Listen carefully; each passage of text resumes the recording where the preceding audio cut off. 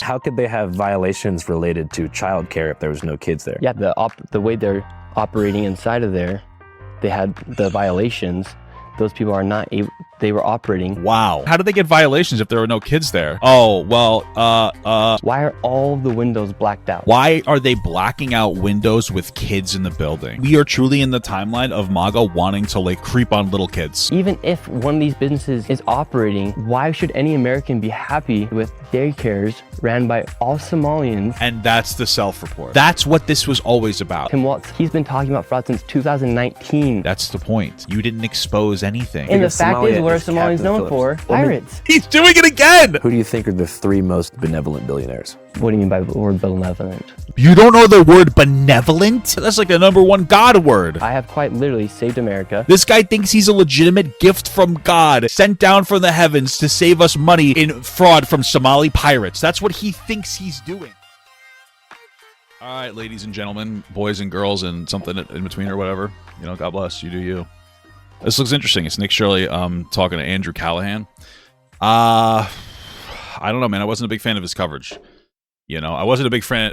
I wasn't a big fan of him going, I think, to Venezuela, to prisons, and talking about how they do slavery there, and he was running defense for it. He's like, yeah, everybody, they get arrested and they're forced to do labor. It's like, oh, that's why not pay people a wage to do that? Whatever. Wasn't a big fan of his coverage. I didn't like the fact that, especially that he didn't call any of the numbers to see like what's going on to uncover real fraud instead of just speculative fraud. I didn't like the fact that he said there were no kids in there, but he refused to show up when it opened. Wouldn't that make the most sense? It said like 7 a.m. on the thing. Show up at 7 a.m. and see if any kids go in. You might say that's kind of weird for him to do that, but like it's already weird what he's doing. I didn't like the fact that he didn't understand why you can't just barge into a kid's daycare center. I don't like the fact that he didn't really understand why you would block the windows out. I didn't like the fact that the local GOP, like the local Republicans, invited him there to run that story. I didn't like the fact that he didn't spend any time doing any actual research. He just found some crazy conspiracy theorist. I didn't like the fact that, like, right at the first 4 minutes of the video, he lied about there being two, like, it was this Mako daycare and mini daycare center at the exact same location at the same time. That was confirmed false. One of them was open until 2022, then it closed down. They opened the other one with lower capacity. There were just so many things. I didn't like the fact that he pretended that he was unsafe and needed security, and then did like a security ad that he said wasn't an ad, but it was obviously an ad. There's a lot of things about it that were just not good. They were it was pathetic. And I also didn't like that there are really, I would say, unintelligent people that say, well, he was trying to get the conversation going to see about the fraud. It was already going. At the end of the video, he shows him show up to a town hall meeting where everybody's talking about the fraud. This isn't a conversation that wasn't being had. What about the fraud going on in Texas or Florida? There's daycare fraud all over. I'm not saying it's good, but very clearly there was a reason to highlight Minnesota, and it was to go after Tim Walz, and it was also to distract from the fact that Trump's on the Epstein files and still hasn't released everything when he was supposed to. That's why there's so much controversy going on, because Trump is constantly just trying to get you to be distracted from what he's actually doing. And now he's trying to invade an ally of ours, Greenland. So it's very clear this is all part of like the paid propaganda machine. So, but yeah, let's see how great this interview is. Let's see what we got. Video on the expose. My video on the expose of the fraud in Minnesota is the most viewed. Just to be clear, it's alleged fraud video at this point, because it wasn't really. He didn't expose any fraud. Like he didn't really expose anything.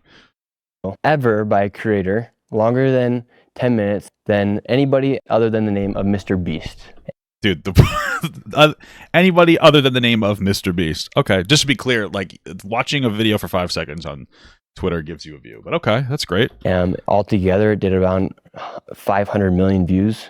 Who do you think were the main people who signal boosted the video and brought it into that true viral orbit? Elon Musk, who shared the video. Yeah, there you go. That's your answer. Elon Musk artificially increases. So I don't know if this is a little bit of a history for you guys. Elon Musk, there was a moment where Joe Biden got more views on a post than him. It was something about like Memorial Day or something. So he had them artificially make it so that he gets signal boosted, and then he just said, "Oh, look at this, it's real." Most people People have to understand the way that other people consume content on Twitter, though. Nobody really watches the content on Twitter. They will usually just read the headlines and then go, that happened. They don't actually watch or look for any inconsistencies. JD Vance, he shared the video. You had the Attorney General, but she actually didn't share it. She reacted to the video a few days later. Literally, quite frankly, every account on X saw that video instantaneously. Wow. Health and Human Services. Wow. They froze all funding to childcare inside of Minnesota. And that seems incredibly dangerous to just decide that all of it's fraud instead of letting an investigation happen. I mean, if the federal government wanted to give more money to the Minnesota government to suss out the fraud, go ahead. But I mean, the reason that there's fraud, especially, is like during COVID, it was hard to verify, and now there's a lot of daycare centers. And I'm sure that there's plenty that are fraudulent, but you can't just indiscriminately decide to shut down funding on these people. Because there's a lot of kids that actually do go to daycare. And then when it comes to the fraud, like, what is the fraud? Is the fraud that the entire facility is fraudulent? Or are there like 20 kids going there, but they're billing for 25? You know what I mean? Like, how bad is the fraud? You know, is a violation worth shutting it down? Is the violation worth reducing its funding? What are the issues? You know, like, what's going on? But I think a lot of this is also just supposed to be racist because they're Somalian people, and they don't. That's literally what seems to be like a highlight on Somalis. And then they're asking for businesses to prove that they are legit businesses before they give tax dollars to these businesses that are not really businesses. As far as that, but you don't know that main center that you visited, Quality Learning, aka Quality Learning Center. Yeah. Was there ever any kids there in the first place? No. How does he know that?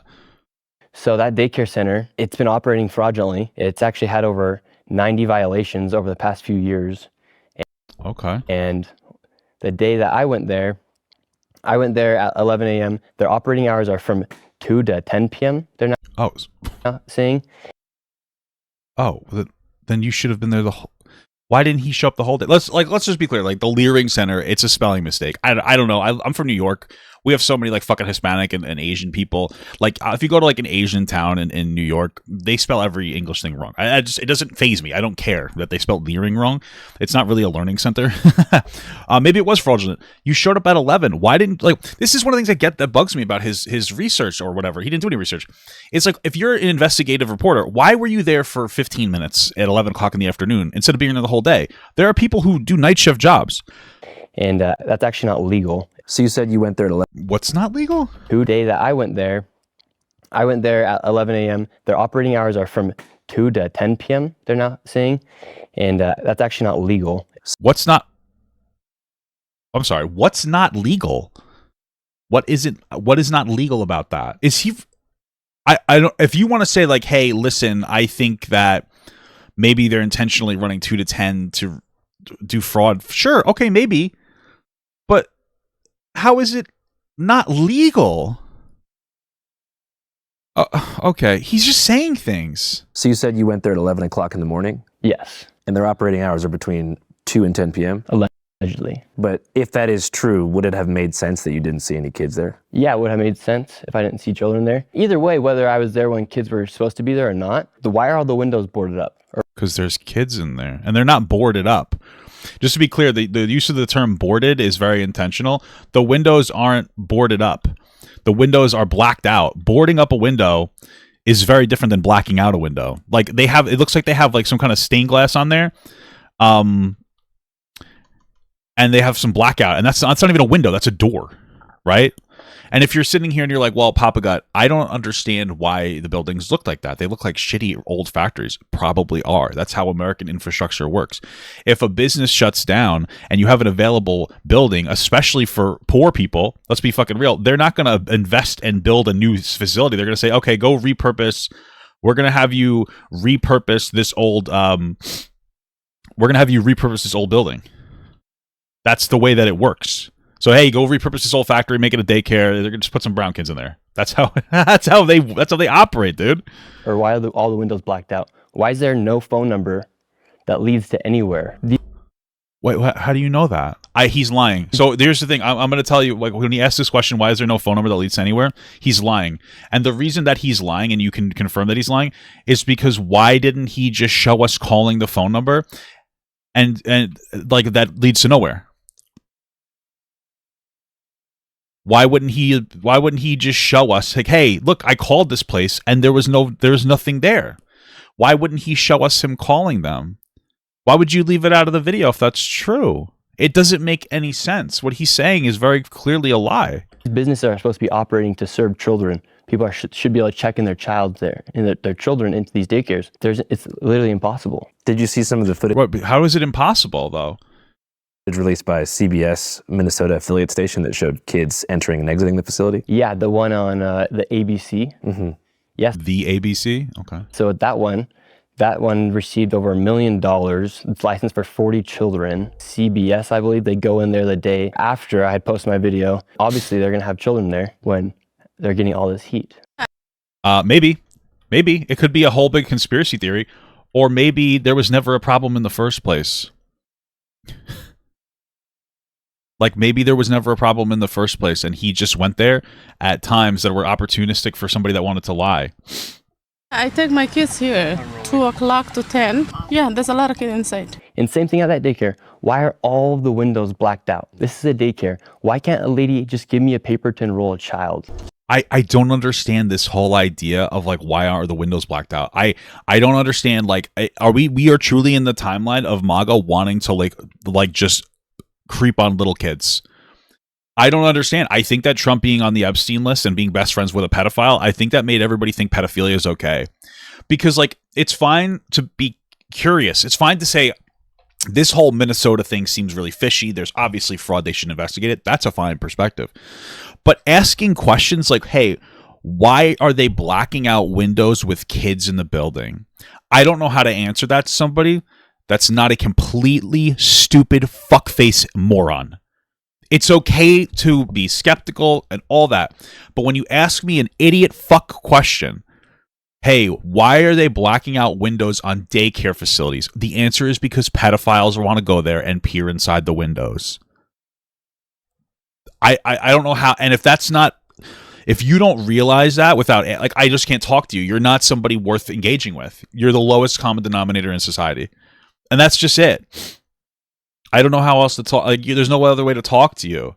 And again, it seems like a lot of these buildings, you would call to set up a visit with your kid. You can't show up without a kid and expect to get in there. You would call. You didn't call a single one of these places.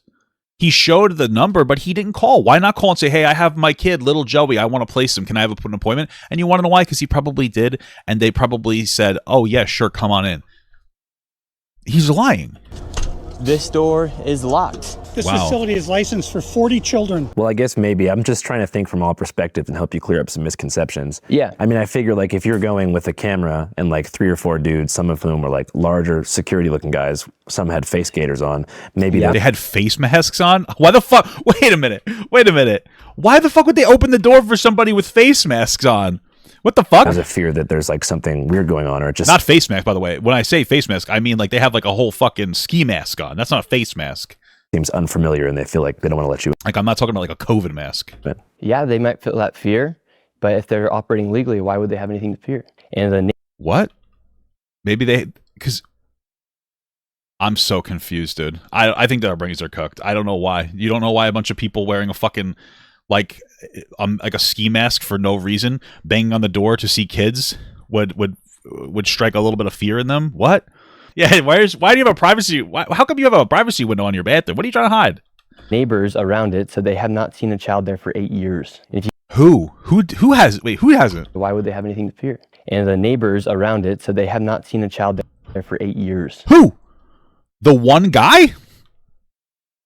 Why do I care about the one guy? What his perspective? I don't understand. The one guy said so. I don't. Give me more than just the one guy you worked with. If you go on Google Maps right now, you can actually see the images of the daycare progress over the past few years.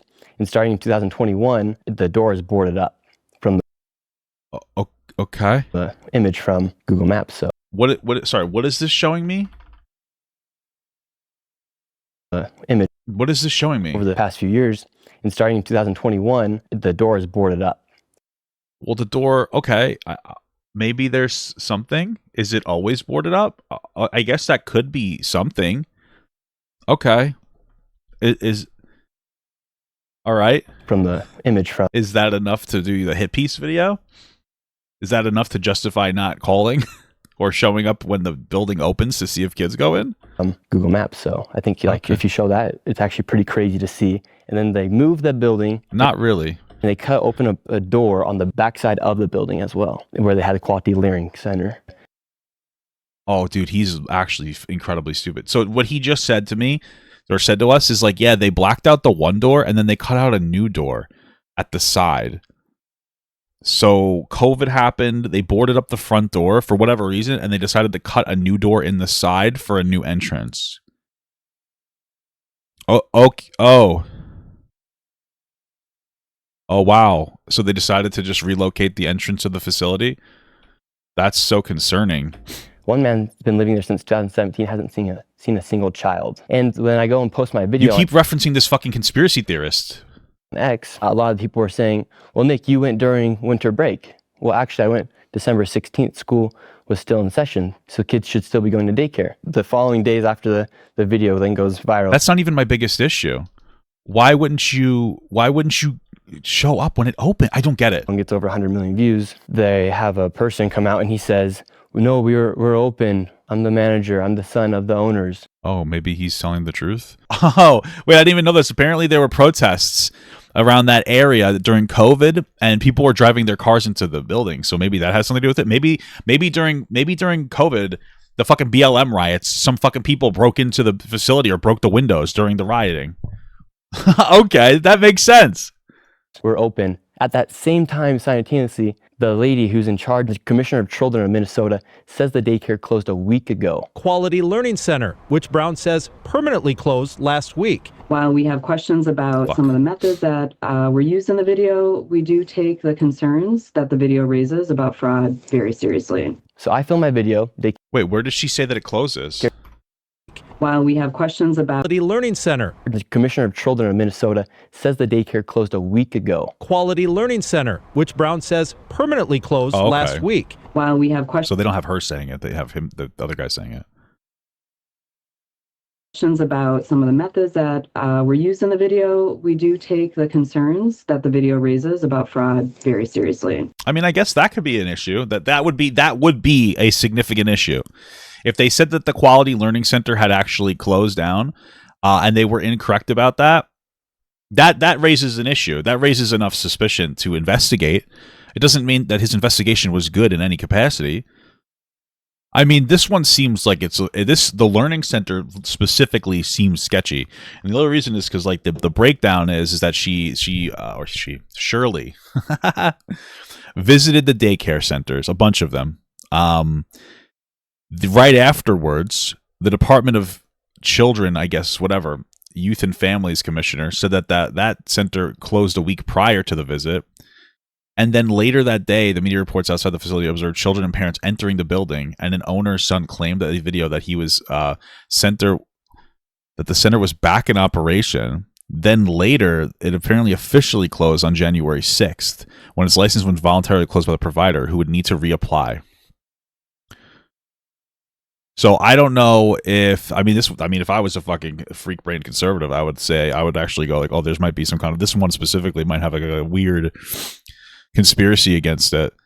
You know, I mean, it's possible they just, though there's so many questions here, because then on the one hand, I'd go like, oh, this is so inconsistent. Like, what if they did lie about it? What if they were lying about it and they just like showed up? Or what if the commissioner had gotten the dates wrong for closing? Or what if there was the potential to reopen the facility in January 6th, but they decided to opt against it because they were getting harassed relentlessly by Nick Shirley, by a bunch of conservatives that Nick Shirley spurred on. I don't know. It's definitely suspicious, though.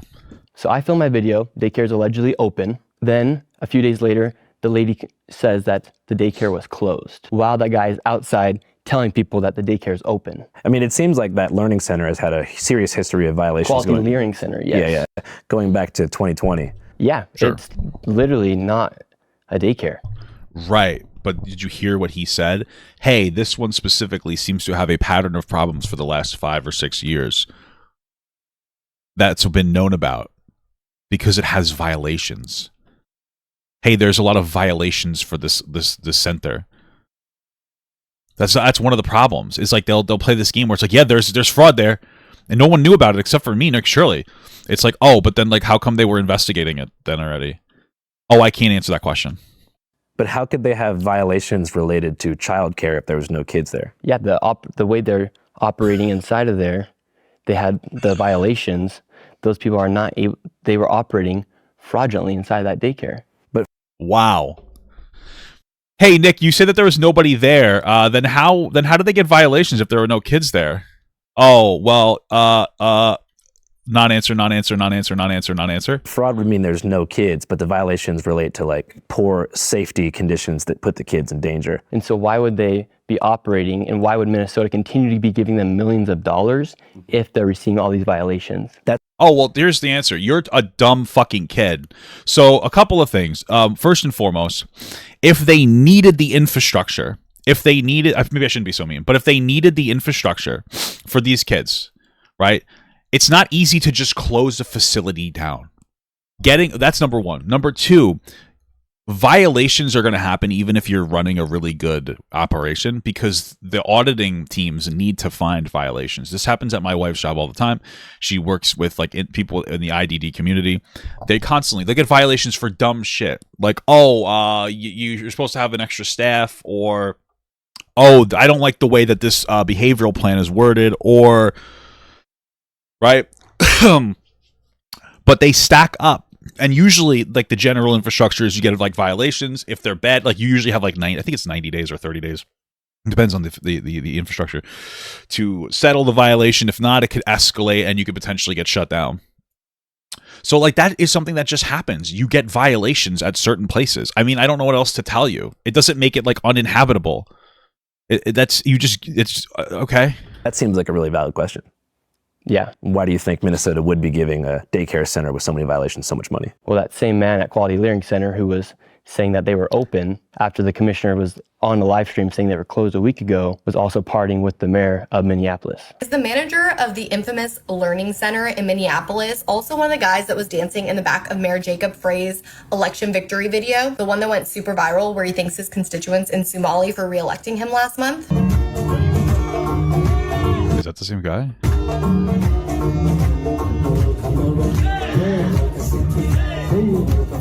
So you feel like there's kind of like some nonprofit industrial complex type of deal happening? I'm not understanding. What's the claim here? I'm not trying to be an asshole. What's the claim here? That the son of a business owner in the area went to a party with somebody that's in the government? Is this unheard of? I don't know. Business owners will hang out with politicians. It's just okay. I mean, maybe there's some kind of an issue there. Maybe he's doing him a favor by not closing it down. Wouldn't be the first time that they get special treatment. That's possible. Feel like there's kind of like some nonprofit industrial complex type of deal happening. For sure. And the agenda is just for people to leech. For sure, or maybe. Off the government and get free stuff. 81% of the Somalian population inside Minnesota is living off welfare.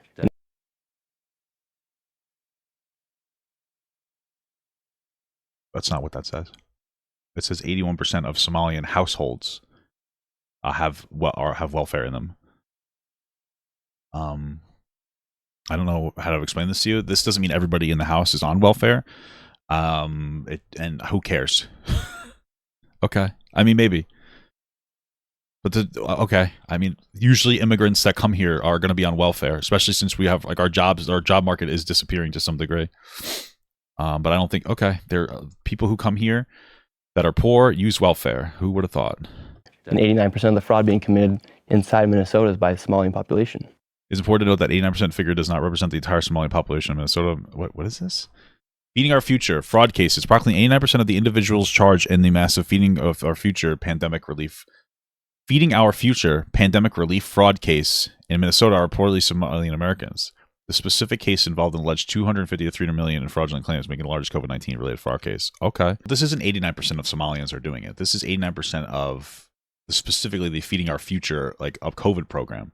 And that might be true. There might be a disproportionately high amount of Somalis doing that. Maybe, like, I mean, part of me, you know, maybe I'm dog whistle brain too much, because a lot of these times it's just like, hey, let's harass immigrants on these topics of conversation.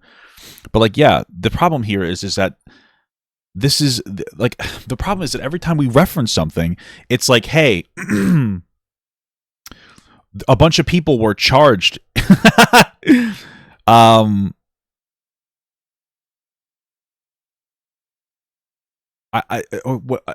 Sorry. A lot of this is like, hey, look, they looked into it and people were charged. So you go like, oh, there's this fraud. And it's like, yeah, we know. And then it's like, oh, look, see, they charged these people. It's like, yeah, we know. So what are you doing there? Like, you didn't uncover fraud. Like, they were already dealing with the fraud here. Okay. Here's a quick rundown. The Feeding Our Future scandal involves a massive fraud scheme where a Minnesota nonprofit, Feeding Our Future, and its associates stole over $250 million from the United States Department of Agriculture. Child nutrition programs during the COVID-19 pandemic created fake meal sites to pocket funds meant for children, leading to federal charges against dozens, with trials underway. Significant convictions already secured as early as 2026. So fraudulent meal distribution, Feeding America, led by Amy Block, claimed to provide meals to kids in need, but instead it ran sham operations, submitting inflated invoices for meals served. Okay. Diversion of funds, money intended for children nutrition was allegedly used. Okay, we already kind of went through this large scale. All right, so I'm assuming Amy Block is Somalian. Oh, she's a white woman. Okay. So a white woman ran this case and took advantage of Somalian people? I'm a little confused. But okay, let's continue. So what do you think the solution to something like that is? Go freeze the funding. Each business can then prove if they are legit, and if they can't, cut the funding. And so far, that's stupid. If you freeze the funding and the majority, which I'm imagining the majority of the businesses are not fraudulent, you have now put a bunch of kids out of daycare. This is not a good idea. This is why people that never worked jobs before can't run these operations, because they don't understand what they're talking about. He's just saying things that sound reasonable. That would be like that would be a considerable issue. I would guarantee you, if the kids were white and the people that were causing the fraud were white, he wouldn't say shut down the funding or freeze the funding until they could prove it. If you want to send an auditor to all these places randomly, which is probably something they're already doing, like, be my guest, spend more money. Have the government do something like that. I have no problem with that. But to freeze all the funding and potentially have a bunch of kids lose out on their ability to get daycare, and a bunch of parents lose their ability to fucking bring their kids to daycare, that's not smart.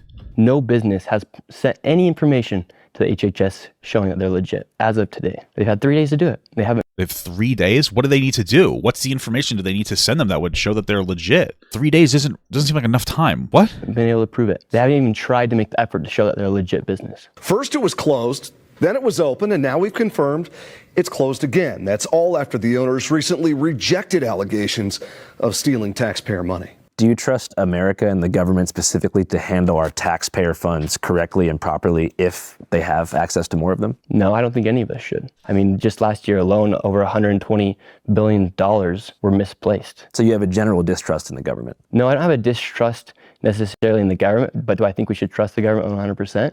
No. It's Oh, I guess I agree. kind of like having faith. Like, do you want to have faith in that God's real? No. Yes. When I want to, but people like Nick Shirley make it pretty difficult. we die, will we for certain know exactly where we're going? You kind of walk with faith in a way where you hope that the people that you elect are going to work for your best interest. Do you know for certainty that the best thing is happening inside the country? Every single time you pay taxes, it's going to go to the place that needs it? No. But on that case, do I feel certain that I know where I'm going to go when I die because of my faith? Yes. But does that mean that it's going to actually happen? Who knows until we pass the other side. So, and then another thing is, we as Americans, how should we feel comfortable knowing that there are daycares receiving millions of dollars while some families are paying upwards of $70,000 a year for their children to be going to daycare? Who's paying $70,000 a year? It's a little confusing to me. Who's paying $70,000 a year? Do you ever hear about the Amy Block case? I'm just confused. I guess I wouldn't be surprised that is a significant amount of money, but okay. The white lady? Yeah. Yeah. Amy Bach acknowledged the government has proven fraud among meal sites and vendors that she sponsored under Feeding Our Future, but that it was others, not her. If you look at the probe that began in 2023, as far as like COVID era, scamming and different types of fraud, there's been over like 60 convictions and millions seized from the fraudsters who took the money away. Yeah. But you feel like the state hasn't done enough. Well, Tim Walz has said they've been stopping to fight fraud since 2019, 2026, and they're still having millions of dollars being stolen. Yeah. Again, COVID made things very difficult to correctly investigate some of these situations, and unfortunately, everybody's always trying to figure out how to game the system. For instance, Donald Trump let Elon Musk do a bunch of dumbass fucking cuts. He came in and he gave a bunch of tax cuts to Elon Musk. I would consider that some form of fraud. No, I don't know. I like. This is why we have these different industries to see what fraud is going on. Like that's why we have an IRS.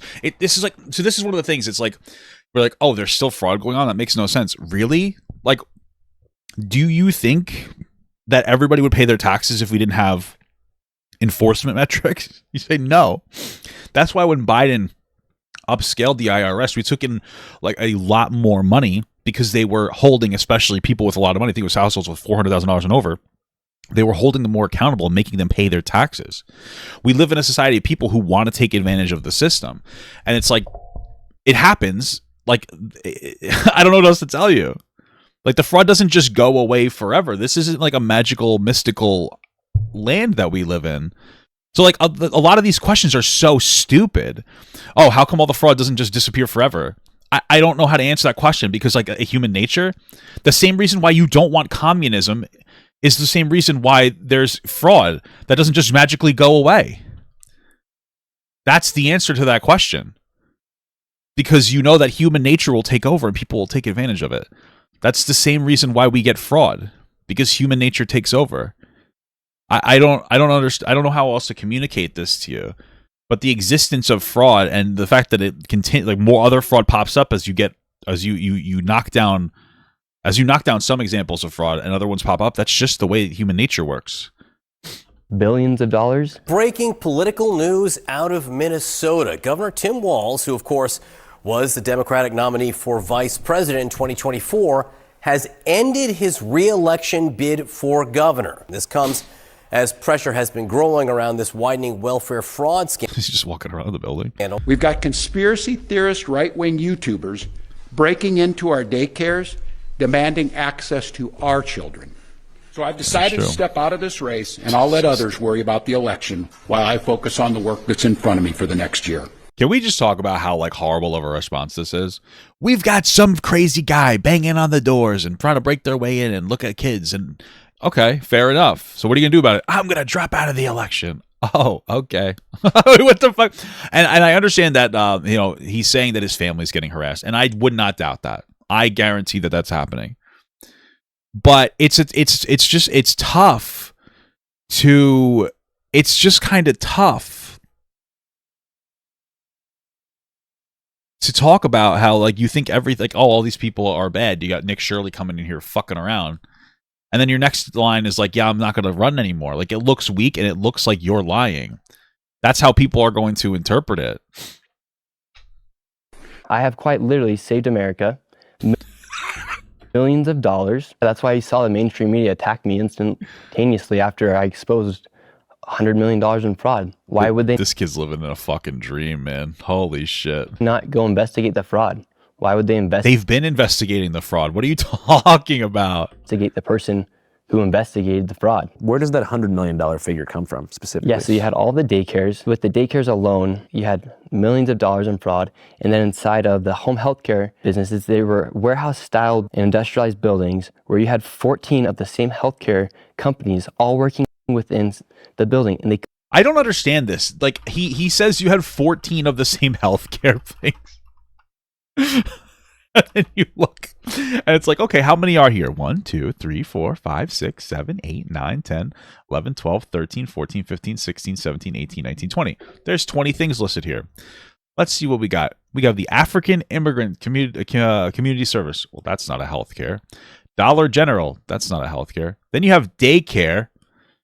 Did he say healthcare? Care business. Here's a loan. You had millions of dollars in fraud. And then inside of the home healthcare businesses, they were warehouse-style and industrialized buildings where you had 14 of the same healthcare companies all were.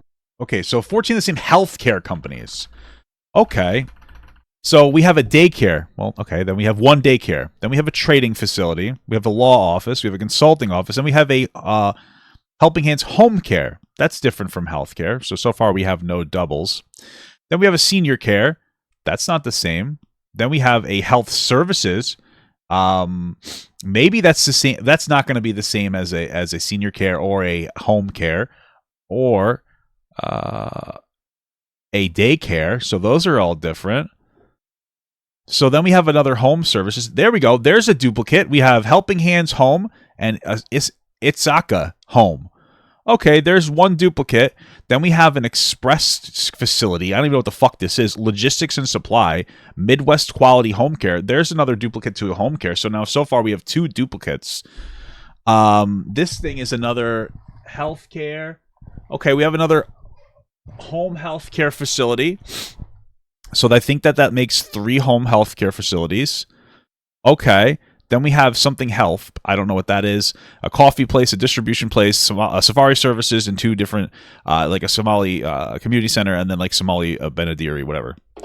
So we have 3 that are potentially duplicates or triplicates, I guess, because there's 3 home care services. I don't know if you guys know this. We live in America, and we live in a capitalist society where we have multiple competing businesses, and that's kind of the goal. If you have, like, that's kind of the point. If you have one facility that's too big, then if they suck, who do you replace them with? Nobody. If you have 3 different buildings, then it's more competition. So if one sucks, it could go away without losing infrastructure. This is also just like an office building, so I don't really know what the fuck he's talking about.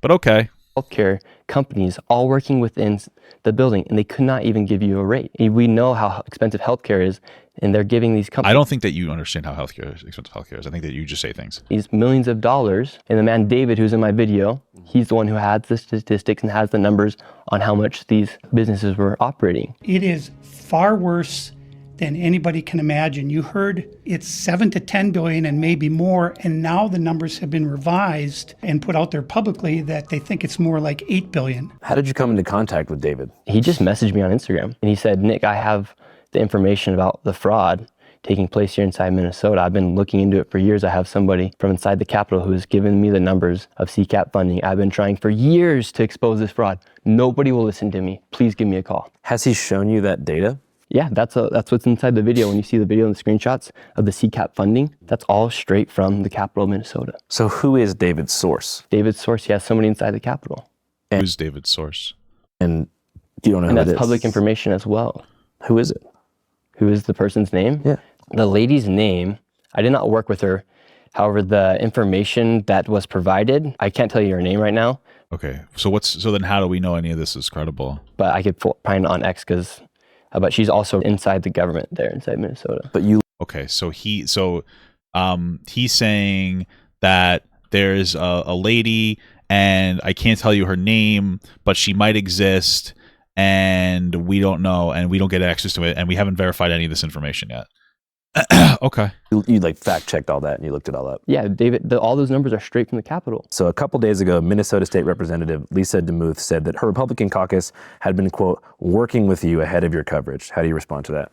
Yeah, I had no idea who she was. Our caucus has been working to expose fraud for years, including working with Nick Shirley. Minnesota House GOP leaders say they provided the YouTuber with information in the now viral video. Okay, so the Republicans there gave him the information. Okay. So you feel like she's just clout chasing? Yeah, that's what I literally put in the reply in the tweet. Her campaign freaked out when I tweeted that. That's the lady who I was referring to earlier in this interview. So well, it's because Nick wants to get all the credit for himself. Like that's the reason why he's doing that. Because he even said before, I single-handedly saved the fucking world. So he's getting upset when he's getting fact-checked on it. But like, dude, for fucking real, of course they fucking worked with him. What are you talking about? Her staff was the people that David had received the information from because David reached out, and she works inside the government, so she did actually a good job. Oh, so you did work with her? By doing what she's supposed to do, by serving the people and giving that information. Yeah. So you did work with, which one is it? You didn't work with her or you did work with her? I don't understand. It says that Harry Niska, a Republican representative who's a staffer for her, was the one who gave the intel to David. Yeah, that probably sounds about right. But good on her for actually caring about fraud. So you did work with them. Why does he deny working with them then? I'm so confused. Fraud's been taking place for years. And it's really affected the city on that big of a level to the point where people like David are feeling it. Yeah, because what they knew is Minnesota is not Minnesota anymore. As far as immigration goes? Immigration goes, fraud. They just released a new thing where they're giving people 20-week leaves for work leaves, and they've also raised property taxes. Meanwhile, Minnesota's new paid family medical leave program, effective January 1st, allows most workers with 20 total weeks paid leave per year, combined up to 12 weeks for family leave, bonding military personnel, and up to 12 weeks for medical leave, serious health condition, with a maximum 20 weeks total in a year. So people are upset that they have paid family medical leave for people that are pregnant or sick. They're upset with that. Week leaves for work leaves, and they've also raised property taxes. Meanwhile, you have billions of dollars, quite frankly, literally billions of dollars over the past few years going to fraud. It's not a hyperbole, it's fact. Government has shown. Sure, and again, that's true, but like they've been investigating the fraud. So Nick Shirley didn't do anything. He didn't do anything. Upwards of $9 billion has gone to fraud. I would vote for anybody but Tim Walz inside that state of Minnesota. Yeah, definitely. I'm glad you cleared that up because, it's like the same reason that people lost trust in traditional media is because they felt like there was no barrier between the establishment and, corporate news pundits. And they felt like CNN was an arm of the Democratic Party and then Fox was an arm of the conservative wing. So the fear now that I've thought about before, and I'm not saying this is happening. Well, I mean, that would be what's happening though, right? Nick Shirley worked with the Republicans to do this. Nick Shirley, we literally saw before, Republicans were like, yeah, we had him here. They were the ones that leaked this information to David. Which good, I get, it's great. But the problem here is that it's very clear that they were working, he was working with the Republicans. And that's what the media is now. The media doesn't keep people accountable anymore. They just work for a particular side. That's the problem. Probably take like 5 to 10 years, is that somehow the political powers that be figure out how to use the independent creator economy like on a sleeper cell level to do their bidding for them. Yeah, that could happen. Like with influencer contracts and stuff like that. Yeah, you saw the DNC do that. All the people that are out talking. You saw the DNC do that? What do you ever, Republicans do it too? What? Against me. A lot of them have. Israel was like on fucking TV, but like, hey guys, we'll give you guys like $7,000 a month. What do you mean? The DNC will do that? What are you talking about? Got checks from the DNC. Through like a paid influencer program? Yeah, that's what they do. Literally, Tim Pool was taking, they were taking millions of dollars from like a Russian company to run Russian disinformation. What the fuck? And it's public. Would you ever agree to something like that? No, never. Hell yeah. Like, why? I don't need it. I make enough money doing my videos off YouTube. Well, he doesn't need money. His mom and dad, they do everything for him. And the people that support me, why would I ever turn against their best interest? And you mentioned that the mainstream media has kind of been attacked. I think this kid might be just actually incredibly stupid. I actually don't think that this kid's malicious at all. I think that he's just dumb. Wait, I think that this kid is actually just incredibly fucking stupid. I think he thinks that what he's doing is correct. I think he thinks he's doing the right thing. I don't think that he realizes that, he is fucking fed. I don't think this kid realizes he's compromised, dude. Holy shit. Attacking you since this video did its rounds. What are some of the things they've said? What's their main point of attack? Yeah, if you listen every single time they bring up Nick Shirley on these news sites or the internet or on their TV, they'll say right-wing YouTuber, MAGA YouTuber. Well, you did go to Venezuela and justify prison, it's like slavery camps. So you are a right-wing MAGA freak. Conservative. It's never journalist Nick Shirley. You're not a journalist. You showed up there for 3 hours one day with a bunch of unverified information. You're not a journalist. It's right-wing journalist Nick Shirley. Yeah. MAGA influencer Nick Shirley. Yes. Yeah. When I interviewed Hunter Biden, they did a RV YouTuber was the one they would use for all which actually sounds pretty cool. I'd want to be that, but I'm not that. And then a liberal podcaster, and the Atlantic said Gen Z influencer. So yeah, it's just they're so mad that we have the opportunity, people like me and you, to upload a video and to get more views than them. Essentially, we're a threat to their entire industry. That's why they... Well, one of the problems, which is the level of truth to being a threat to the industry, is that there's no actual meaningful fact-checking with independent journalists, so they're not held to a standard. Oh, that was El Salvador, not Venezuela. Sorry, I meant El Salvador. I'm racist, so I got them wrong. Sorry. He's not a real journalist. Again, journalists do like weeks of long reporting. A journalist would have called. A journalist would have shown up at when the place first opened to see. A journalist would have fact-checked and verified. They didn't do any of that. Hate us. That's why they will never give us credit. And so when they see me doing what I'm doing, when they see me get more views than they will get onto their website for the whole entire year on one single video, yeah, it's going to make a lot of people mad. So-called evidence comes from a man who has posted anti-Muslim and anti-immigrant content in the past. CNN's Whitney Wild speaks to the man behind that video and takes a look at his claims. We're from CNN. Can we talk to you? This is MAGA YouTuber Nick Shirley. Yeah, so going back to the first time we met, so what do you remember about that first interaction? I had just started making YouTube videos again, and I was all by myself. You were going to AmFest, so was I. I was going to interview people about what's happening here inside the country, and I thought I had no idea exactly what I was walking into. I just knew there was going to be a lot of people to interview about what was happening inside the country. I thought it was like called America Fest, so I had no idea what Turning Point was. I had no idea who Charlie Kirk was at that time. It was funny because I'd watched you before on All Gas No Brakes, and you're always in that beige suit, just moving around and doing your videos, and so I was like stoked to see you. It was great meeting you the first time. I remember I first saw you, and you were setting up a tripod, and I was like, yo, what should I do? And you told me, you were like, you should go cover the border. And I told you, I was like, I want to go to Nogales to cover it. And you were like, no, you should go to Lukeville. Yeah. So you were the one who actually sent me in the right direction to do that. Yeah, you actually said, wow, that's nice. A little bit of bonding there, huh? Hey, can I get that information? I'd love to do something with you. I sent you the information, and ghosted me right after. Well, now the whole world's going to... You ghosted me right after is fucking funny.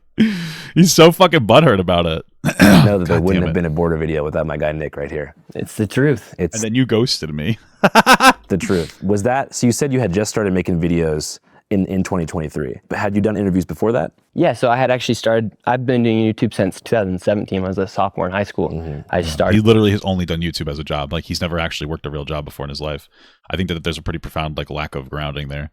I just wanting to have fun with my friends, and I started watching YouTubers, and I saw kind of like the lifestyle they lived, and I was like, oh, I'm fun. I like to have fun. I'm creative. I can. Oh, I'm fun. I like to have fun.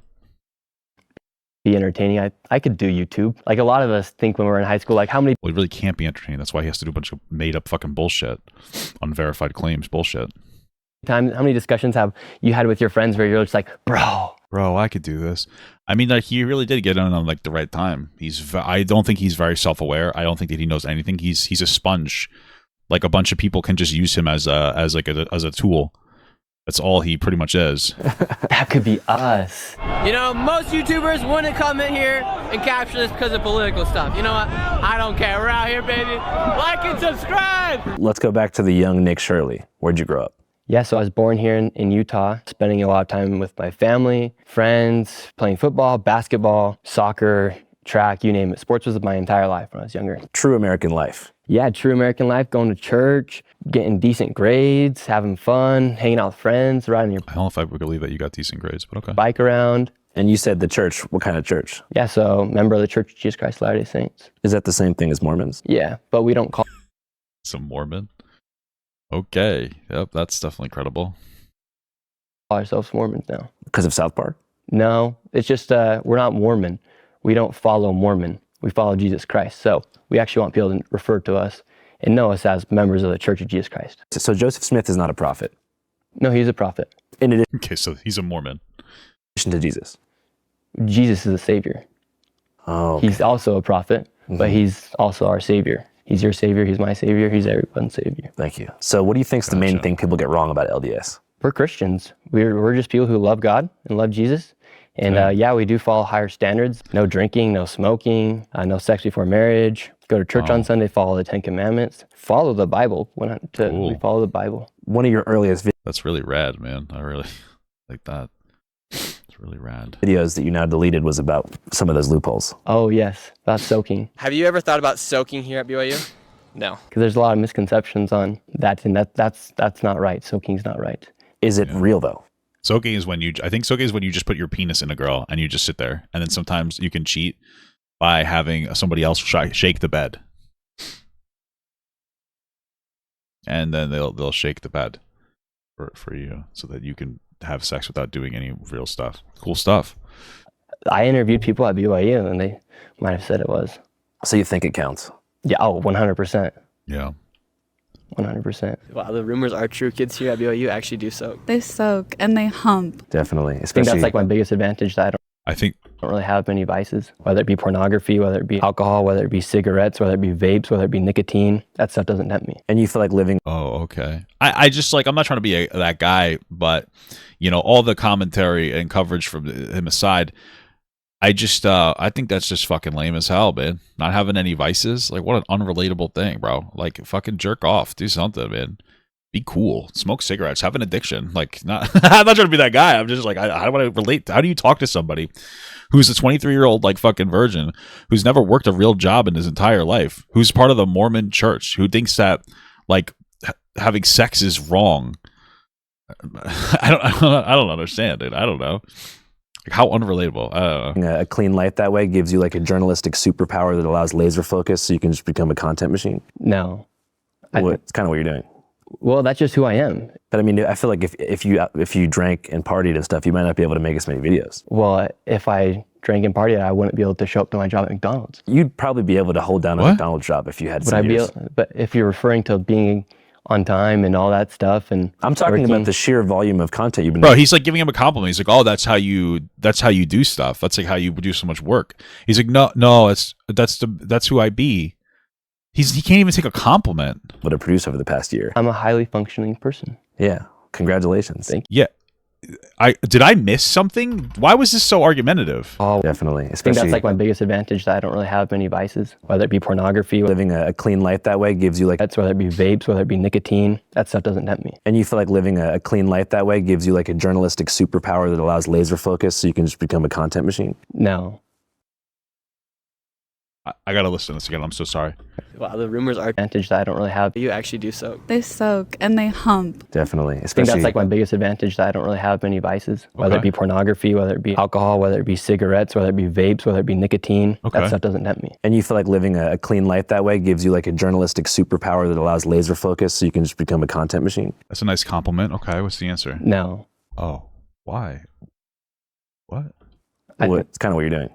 Well, that's just who I am. But I mean, I feel like. Yeah, you're a religious Mormon guy who's like laser focused. Like, you don't have any vices, so you. Why is he saying no? Like, if you drank and partied and stuff, you might not be able to make as many videos. Well, if I drank and partied, I wouldn't be able to show up to my job at McDonald's. You can, but why is he on the defensive here? He's getting a compliment. Is he just always in no mode? You'd probably be able to hold down a McDonald's job if you had some years. But if you're referring to being on time and all that stuff, and I'm talking about the sheer volume of content you've been able to produce over the past year. I'm a highly functioning person. That I believe that. I believe the high functioning part. Yeah. Congratulations. Thank you. Aside from, I don't understand why that was so contentious.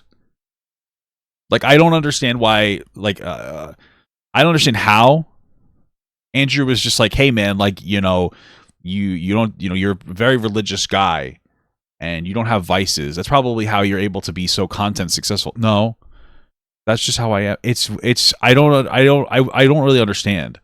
There's just something missing. There's just something missing in his brain that allows him to like properly filter information in a productive way. Okay, cool. Got it. The recent stuff, what pieces have you been most proud of since I last saw you at Turning Point USA? I'd say my Brazil videos, those were very awesome. Going to the favelas, that was an experience that I can't even believe favelas are real after going there. Because I came this close to dying in the bottom of a destroyed house on the top of Rio's biggest favela. When you say close to dying, like there was a gun on your face? Yes, and if I didn't pay the man, I would have died. Wow. You think so? 100%. That's crazy. Você dá-lhe uma olhada que você vai ver que aqui não tem trégua. Oh, whoa, this is heavy. Whoa, this is heavy. Aqui, entendeu? No a paz. Paz para a polícia, fogo. That guy, after I interviewed him, he got beat up by the gang leader and kicked out of the favela for letting me interview him. Some other unknown, or perhaps known by some, Nick Shirley lore is Maybe you shouldn't put that up then. That's pretty fucked up. that you've met deceased rapper YBC Duel. Yes, I did meet him. It was Brandon Buckingham. Yeah. I had no idea who he was. Special guest right here. Oh, we got a special guest. He met Brandon Buckingham?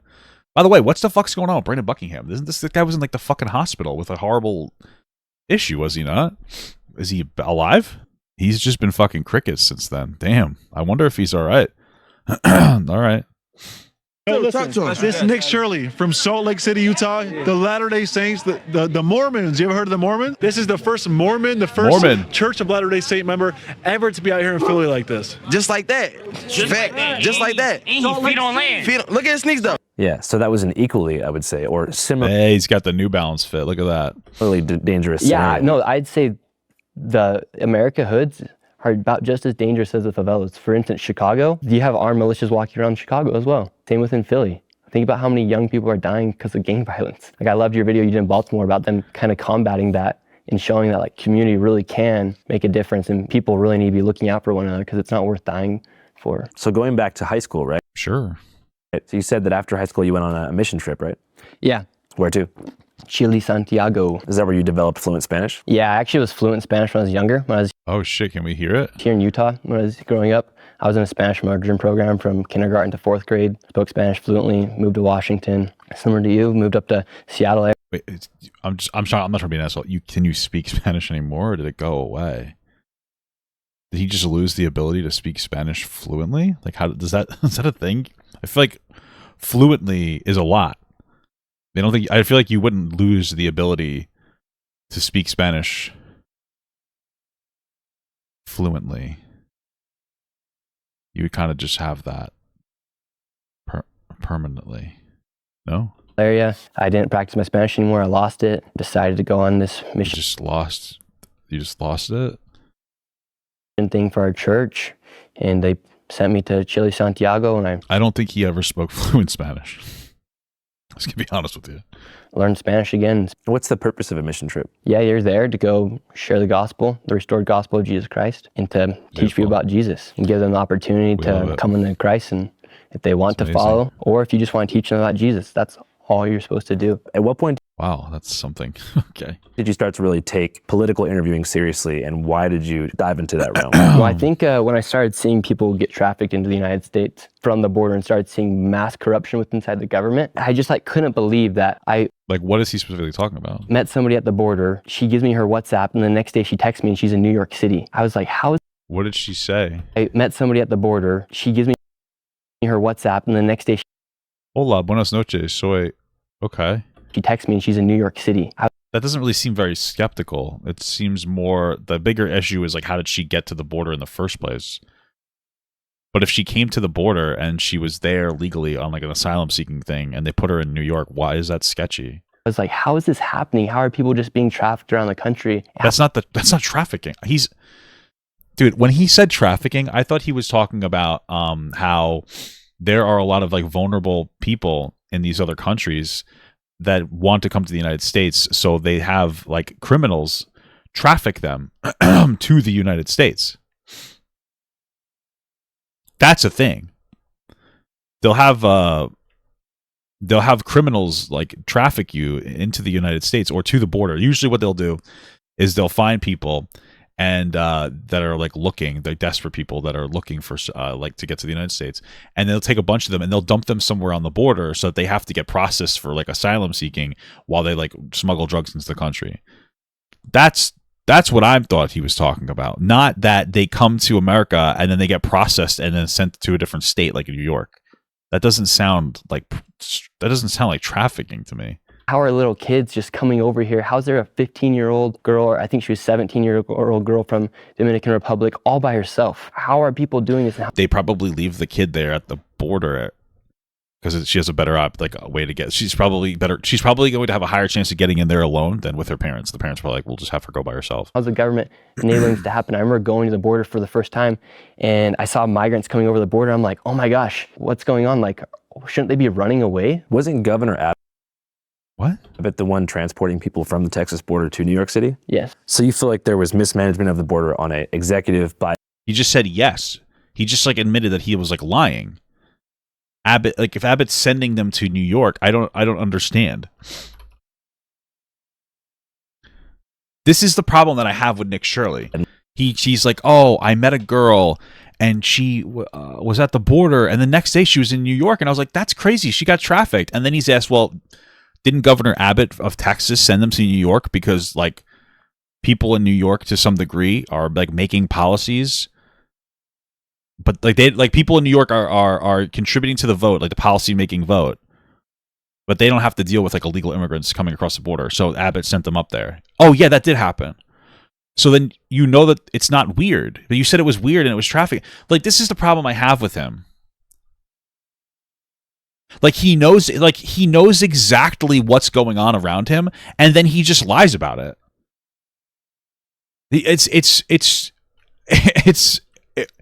Why? Like it makes it impossible to trust him because he says, "Oh, this is their conspiracy. There's trafficking." Didn't Abbott do that? Didn't the governor do that? Yeah. So why are you calling it trafficking? Okay. Level and a state level. Yeah, and I think like Governor Abbott, that was his way of like saying like "F you" to the to the sanctuary cities, and for the Democrats for just accepting and letting this happen, saying, okay, well, we're not going to deal with it. You guys go ahead and deal with it. And we'll give him bus ticket to get out of our state or city. So you feel like migrants kind of became political pawns for the two parties in America? Yeah, well, we all know, like, obviously it was because they wanted votes. Fill the votes for, I don't understand what that means. They wanted votes. The reason why you have the sanctuary cities up north, like New York, the reason why New York is a sanctuary city, is because there's a lot of people who come here legally and then they stay on an overstayed visa, and like mass exiting a bunch of people that didn't re-up their visas is not going to be great for the economy. And it's also like an empathy thing. But they come here, they'll usually live somewhere, they pay for rent, they pay for taxes, they work a job, they go to school, they contribute. And they don't want to just like oust them. And so they're like, yeah, we're going to deal with our own local infrastructure because we don't want to have so much of a system shock of getting rid of all of them at once that it has a negative impact on our local economy. That's literally it. That's all it is. And immigrants can't vote in federal elections. They might be able to vote in some local elections, but not federal elections. Okay. Swing states, fill the big cities. We would have seen what was going to happen, but thankfully Trump won.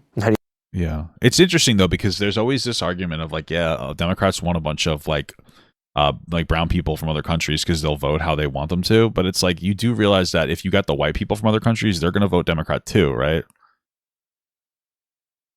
Like, they're all going to vote Democrat. There's nobody that comes here is going to vote Trump. Just so that you're aware of that. I hope that you're aware of that.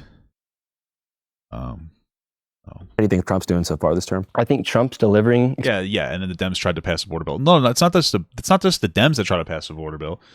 The Republicans proposed a border bill that would have like helped the border a lot, and Democrats were on board to sign it. It would have put more money at the border. It would have put more agents at the border. It would have expedited the process for people seeking asylum. It would have shored up asylum-seeking loopholes. It would have done a lot of things. And Trump specifically told the same Republicans that supported their own bill to knock it down.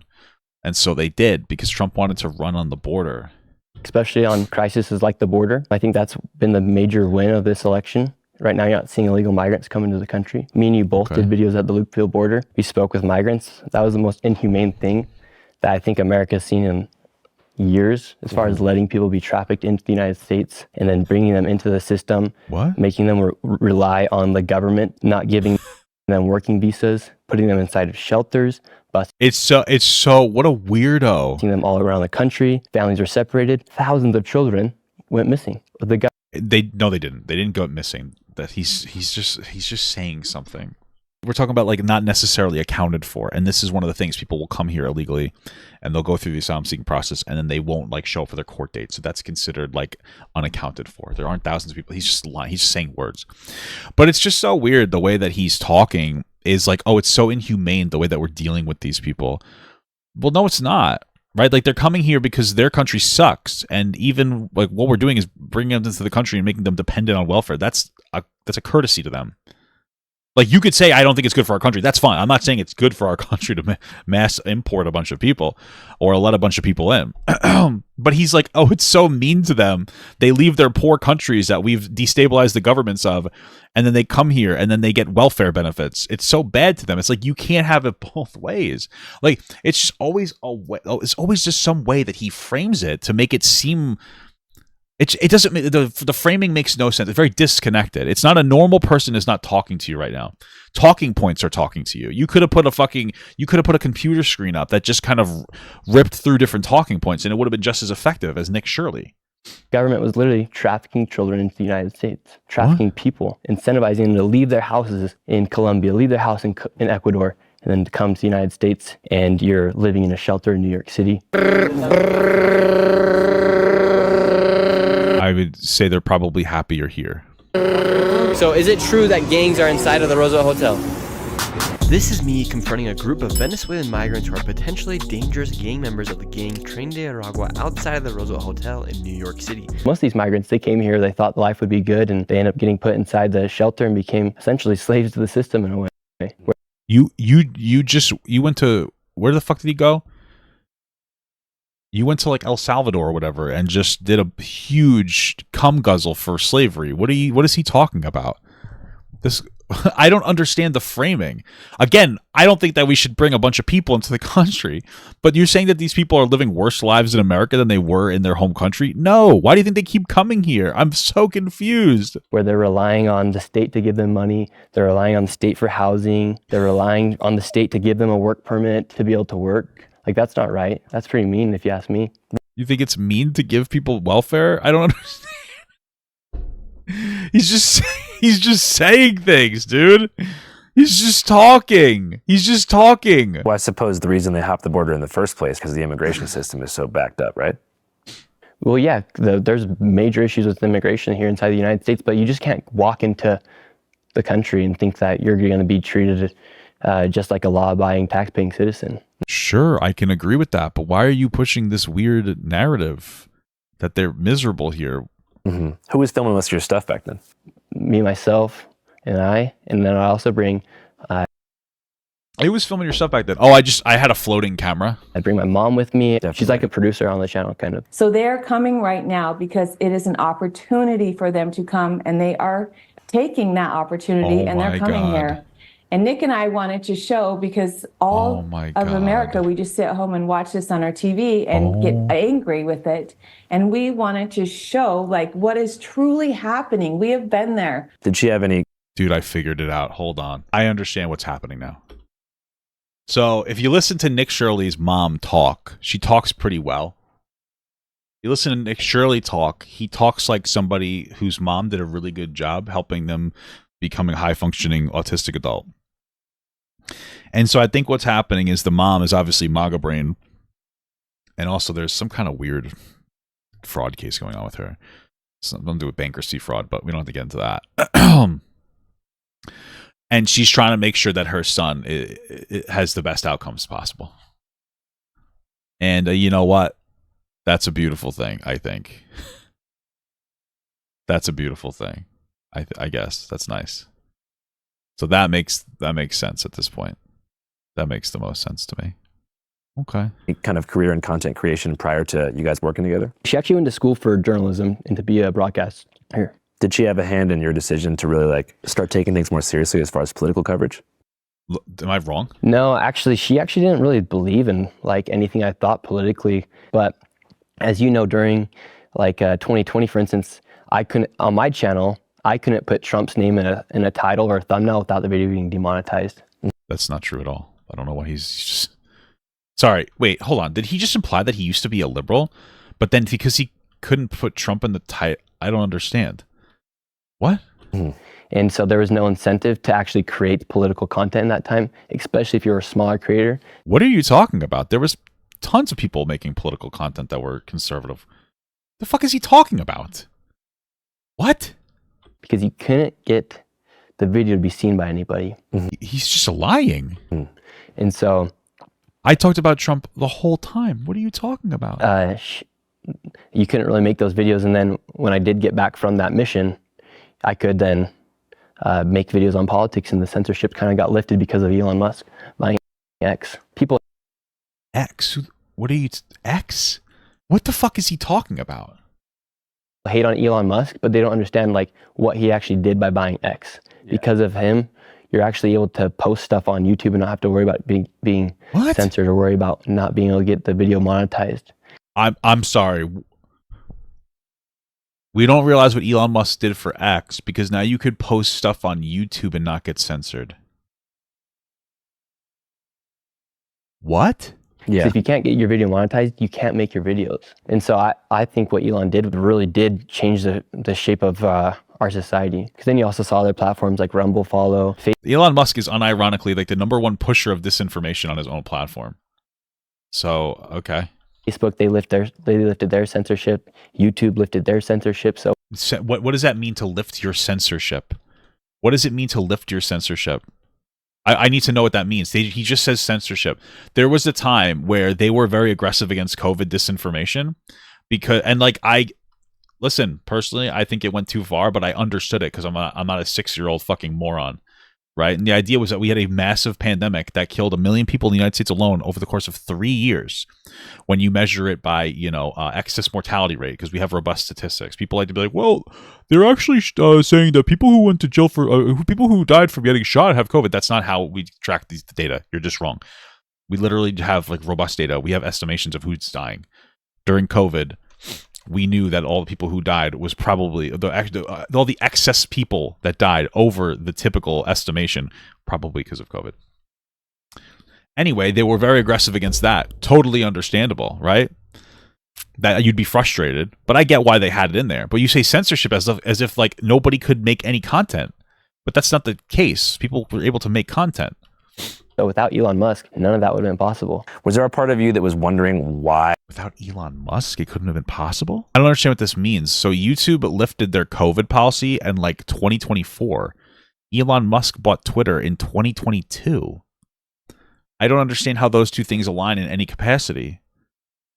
The Trump administration and various allies promoted your expose so hard when they did. I think it hit the heart of every American being able to see that their money that they pay for taxes is going to fraud. People like to talk about how our money is going to other countries or how it's being used wrongfully, but people can't actually see it with their eyes. And that was one of the first videos ever where people could see that people were abusing the system and taking... But again, this video didn't show any actual fraud in any meaningful capacity, right? We understand this. Like there was no confirmations of any fraud in this video. It was a speculation piece with zero research done. So it doesn't really show anybody anything. It's just fucking slop. And nobody these people didn't watch the video. I guarantee you, like, nobody on the right watched this video. They read a headline and found a couple of clips and put it on, and that's it. They didn't actually consume the entire thing and go like, oh, look at how many times this guy lies. Taking dollars from the United States citizens, and they're actually not operating a business. But I mean, I'm just talking about if you look at Google Trends specifically, like the phrase Somali fraud was borderline non-existent. It just so happens to really kick up through your piece on December 16th. Yeah. Which is the exact same day that the Trump administration and Kash Patel released the redacted Epstein files list that by all people was seen as like a disaster with hundreds of pages of blacked out stuff. Was there a part of you that was curious if maybe there was people in the GOP who chose to signal boost your piece as wide and far as possible in a way to distract and move the goalpost away from that? Yes. That is 99% of it. I just want to be absolutely clear. This is always what it is. This is like the 15th time that there is a big new situation going on right when the Epstein files pop up, right? It happened when Trump got into office and he's like, hey, people were like, hey, you ran on Epstein. Why didn't you release it? Oh, I'm going to shoot it to Congress. Congress passed it. Why didn't you release it? Oh, blah, blah, blah, blah, jerking himself off. All of a sudden, people are getting shot, blah, blah, blah. Who knows? Who knows what's going on? The Republicans, Nick literally admits in this video that the Republicans worked with him to push this piece out. Explain to me how this is the perfect storm. Like, I don't care if this sounds fucking conspiracy theory brained, but Trump knew when he was going to have to release the files. He knew he was going to release less than 1% of the files. He knew he was in the files. So he gets on the phone. He rings up Minnesota local GOP. Hey, I need you to get a story on Walz. Because, you know, we've beaten Biden to death. Like, there's nothing else we could talk about. Kamala's not really in existence at all. So Walz is our next big one. There's only one left. That's like the vice president potential under Kamala.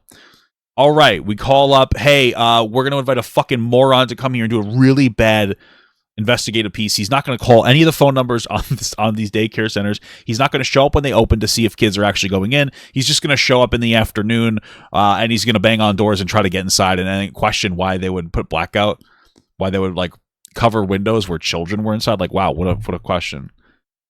Why do you, like, I'm telling you, it's all fucking connected. I'm not saying there's not fraud, but like, we already knew there was fraud. It was known. It wasn't, not everybody around the country was talking about it, but it was already known. There was already like 60 convictions and like 90 people under investigation.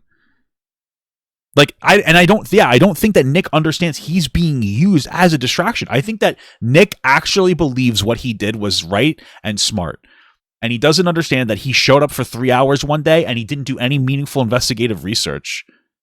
And that's it. He doesn't understand. I think that he truly doesn't really get it. And I think that his mom is just kind of guiding him into the direction of being like just a useful idiot. I genuinely believe that. I don't know. Like if that was their initiative. Like, again, literally the end of his video is, hey, we're going to go to a town hall meeting where we're talking about the fraud here.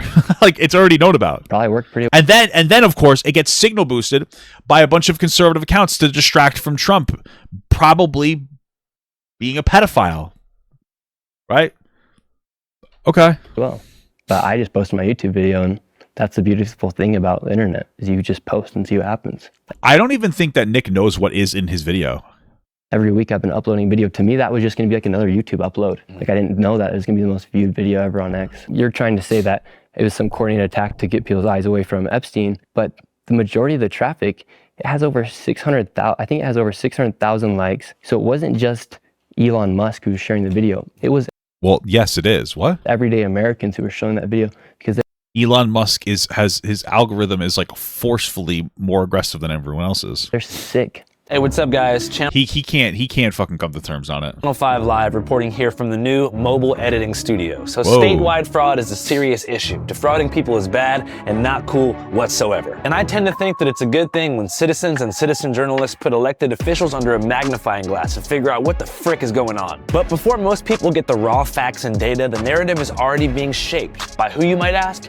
Both sides of the mainstream media. And to be honest with you guys, nobody is immune to algorithm-driven political hypnosis. So before we put boots on the ground, we like to get informed. Using what, you might ask? Ground news. Ground news is a dope-ass news. You know the deal, we watched the ad. News aggregate that compiles stories from all across the political spectrum and figures out who's saying what and what's probably true depending on who you're listening to. Ground news, which I have here on my phone, lets me know exactly how the same story is being covered across the political spectrum with added context like media bias, factual reliability, and information about what billionaire investors actually own the outlet that you are consuming news from. That's a good idea. That's fucking crazy. For example, as we can see here, when it comes to Minnesota daycare fraud, the right-leaning Christian Post headline reads, Minnesota fraud scandal exposes the real crisis facing the West. On the more left-leaning side, the real crisis facing the West? That's crazy. It's fraud. It's not they're just trying to say brown people are coming here and they're ruining the world. That's what they're trying to communicate. And you can see NBC LA here says, Trump admin says it's halting federal child care payments to Minnesota after viral fraud claims. Not too hard to spot the bias there. Ground news. Something that also doesn't get enough attention at all is how many news stories aren't actually newsworthy at all. So ground news also lets you see numerically how many verified sources are covering a story as it unfolds, so you can figure out if a story is... I wonder if ground news would be able to verify Nick Shirley's video.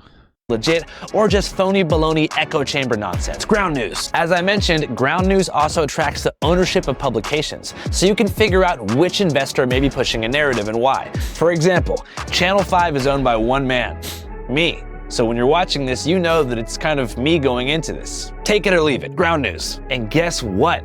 You can subscribe right now for 40% off the unlimited access ground news Vantage plan, which you can buy for yourself or send as a gift. Either way, it'll come down to less than $5 a month. Just scan the QR code on screen here or click the link below to sign up. I really believe in what ground news is doing, and I hope that you do too.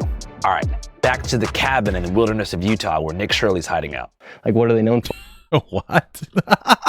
Or Africans? no, Somalians. What? Well, what are they known for? Back to the cabin in the wilderness of Utah where Nick Shirley's hiding out. Like, what are they known for? What? Africans? No, Somalians. I don't know. Being black? Well, Say the thing that's on top of your head. Captain Phillips. Yeah, exactly. What's that mean? Oh, a movie. Okay. But I'm also an American who doesn't know any Somalis. Well, actually, I grew up with a few in Seattle, but what was the point of what he was saying? I don't understand. How do you know him? Oh, yeah, the fucking pirates from that Tom Hanks movie? Oh, yeah, I guess. How do you know about Italians? The Sopranos? It's the same thing. You know what I mean? How do you know about English people? Peaky Blinders? Fucking Peak, by the way. You know what I mean? Like, oh. Okay. How do you know about the Irish? Boardwalk Empire, Nucky Thompson? Oh, okay. It sounds to me like what you're trying to do is you're pulling a Vosh, right? That's what that's what Vosh did. The Vosh was like, "Oh, you're being surrounded by people. Well, why can't you just do what Tony Stark did and not shoot at them if they're gonna kill you?" Right? Like that's what he did. You're doing a Vosh. You're like, "Well, I saw it in a movie." And you know him for this meme. That movie my mom let me watch. Usually my mom only let me watch the David movie. I stuck to VeggieTale. Well, you're gonna reference a fucking movie when it comes to all Somalian people? Like that's just unintelligently fucking racist. What the fuck is he talking about? I'm not like very in tune with the culture. Yeah, and so why is 89% of the fraud happening inside Minnesota by Somalians? That's not true. That's particular investigation, and it was led by a white woman. So this claim is dumb. It's explicitly the Feeding Our Future pandemic relief fraud case, not every single fraud case. And like most Somalians are not committing fraud. Like not for nothing, but a group of people coming here and then taking advantage of the system. Okay, like again, every immigrant class used to do that. Italians used to do that. Irish people used to do that. But that doesn't mean that everybody's doing it. It's this one specific case led by a fucking white woman that you're referencing. Yeah, and why have apartment complexes in locations inside of Minnesota? White people have been pushed out. White people? Yes. Oh, where? Where is that happening? Inside these apartment complexes, you will not find a white person living inside of Cedar Riverside, for instance. Where'd they go? Okay, well, you didn't say that. You said they got pushed out. There's a difference between like some kind of segregation and that. Like again, groups of people like to segregate. That's why there's like Italian communities, Polish communities. There's communities based on like class, like richer communities. There's going to be like Asian communities, black communities. Usually, the poorer people tend to stick together more and identify more with their race. And then people with money, usually that kind of goes away. That barrier kind of disappears. They don't really care anymore. So I don't know what the fuck you're talking about. It sounds like you're just trying to be racist. But you said they explicitly pushed people out. That's a big claim. They got pushed out. Like to low-income areas? They got pushed out of, I don't know where they went. Well, who? Why didn't you interview one of those people? But they're not there. Cedar Riverside was... White people not being at a place doesn't mean they got pushed out. It was originally housing for the College of Minnesota. There's a bar there called Palmer's Bar. It used to be a staple for Minnesota. Okay. However, the Somalians inside of Cedar Riverside made complaints that Palmer's Bar was too loud. They literally changed their state flag. Cedar Riverside. Iconic Minneapolis dive bar sold to mosque after 119 years of business.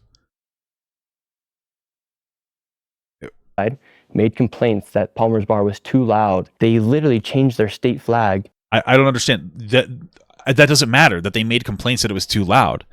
That doesn't mean that it's shut down because of that. Who the fuck cares if they complained that it was loud?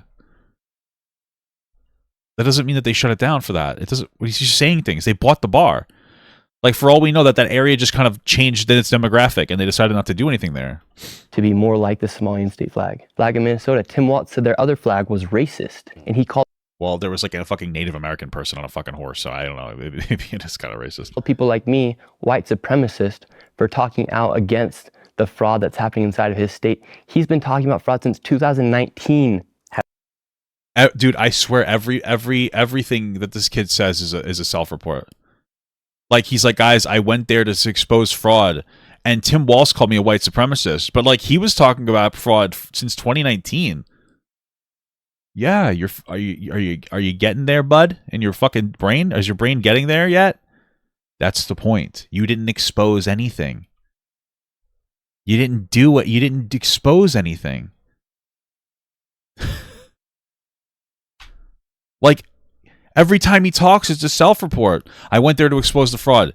Oh, Tim Walz has been talking about the fraud since 2019.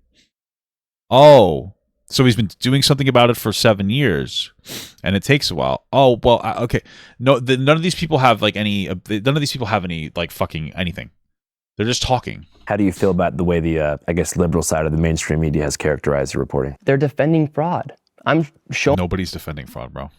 Showing people what's happening. I showed it exactly how it is, as it is, and now they're defending fraud. Even if one of these businesses is operating, why should any American be happy or be satisfied with daycares ran by all Somalians receiving millions of dollars? And that's the report. And that's the self-report. Hey, even if all these facilities are valid, why should we be okay with some legal American Somali immigrants coming here and running and owning businesses? That's what this was always about. This wasn't about uncovering fraud. We knew that there was fraud there. This was about not liking black people and Somalian people because, like he said before, he thinks that they're all pirates. That's what it's about. Why haven't you said anything about this when it comes to Italian immigrants or Asian immigrants, Irish immigrants, any other immigrants? It's just the Somali ones. That's what this has always been about. He's a stupid fucking racist. He's a racist. That's what it comes down to. That doesn't mean that there's not fraud, but he doesn't care if there's fraud. He just doesn't like black people coming here and having a demographic in the country. So even if they're like, oh, why wouldn't you? It makes sense to me that if you have a very enclosed Somali community, just like I live in New York, there's enclosed. There are enclosed fucking Polish communities, Asian communities, all over the place. It makes sense that they would just like, oh, segregate to some degree. Like people that are poor segregate more by race. People that are rich segregate by class. We've known this. There are tons of pockets of Italian, Irish, everything. He's just saying racist shit to be racist. He's dumb. He's a dumb racist. That's it. That's all it's ever been about. And out of the population of Minnesota, I believe it's around 5.8 million. You have not seen one single Minnesotan say that their child was inside those daycares. Why would their child be inside of a Somali? Like I don't know if I can communicate this to a normal to an abnormal person like this. Like, dude, I'm from fucking New York. I'm from New York, and there's so many different different people here, and some people like segregate. Like, I'm not shitting my fucking pants because like Asian people have like Asian daycares. I'm not, you know what I mean? Like, I'm not shitting my pants over this stuff. Nobody cares. People know that people just immigrate, or excuse me, they segregate. Like, this guy wants to segregate by being white. And he's like, how black people would want to segregate by being black? It's just, it seems to be partially human nature to be tribalistic. He doesn't get it though. He's stupid. He's a dumb fuck. And like, he's a Mormon. He's like, I don't know what to tell you. He's like one of the lowest classes of people. He's a fuck. Like, Mormons, they're not normal. I'm not trying to be an asshole. Like, you could be a normal religious person, but Mormons is like a spectacularly different. It's just, they're like super like religious, like zealots. Like they're the I'm sorry, but that's what it is. He's not like a regular religious person. He's like an uber religious person that like believes in fucking Joseph Smith. I don't know what else to tell you. Like, what the fuck? Yeah, I mean, dude, this guy got paid to go to Israel. Like, are you going to complain about the fucking Jewish communities inside of New York? Like, where oh, probably not. Make sure that's part of the clip, August. That specific one. That's the only way that the only way that you can communicate to conservatives sometimes is like, you have to it's so unfortunate. You have to like bring up Jewish people to conservatives. You know what I mean? Especially religious ones that like think that fucking Israel is like the magic land.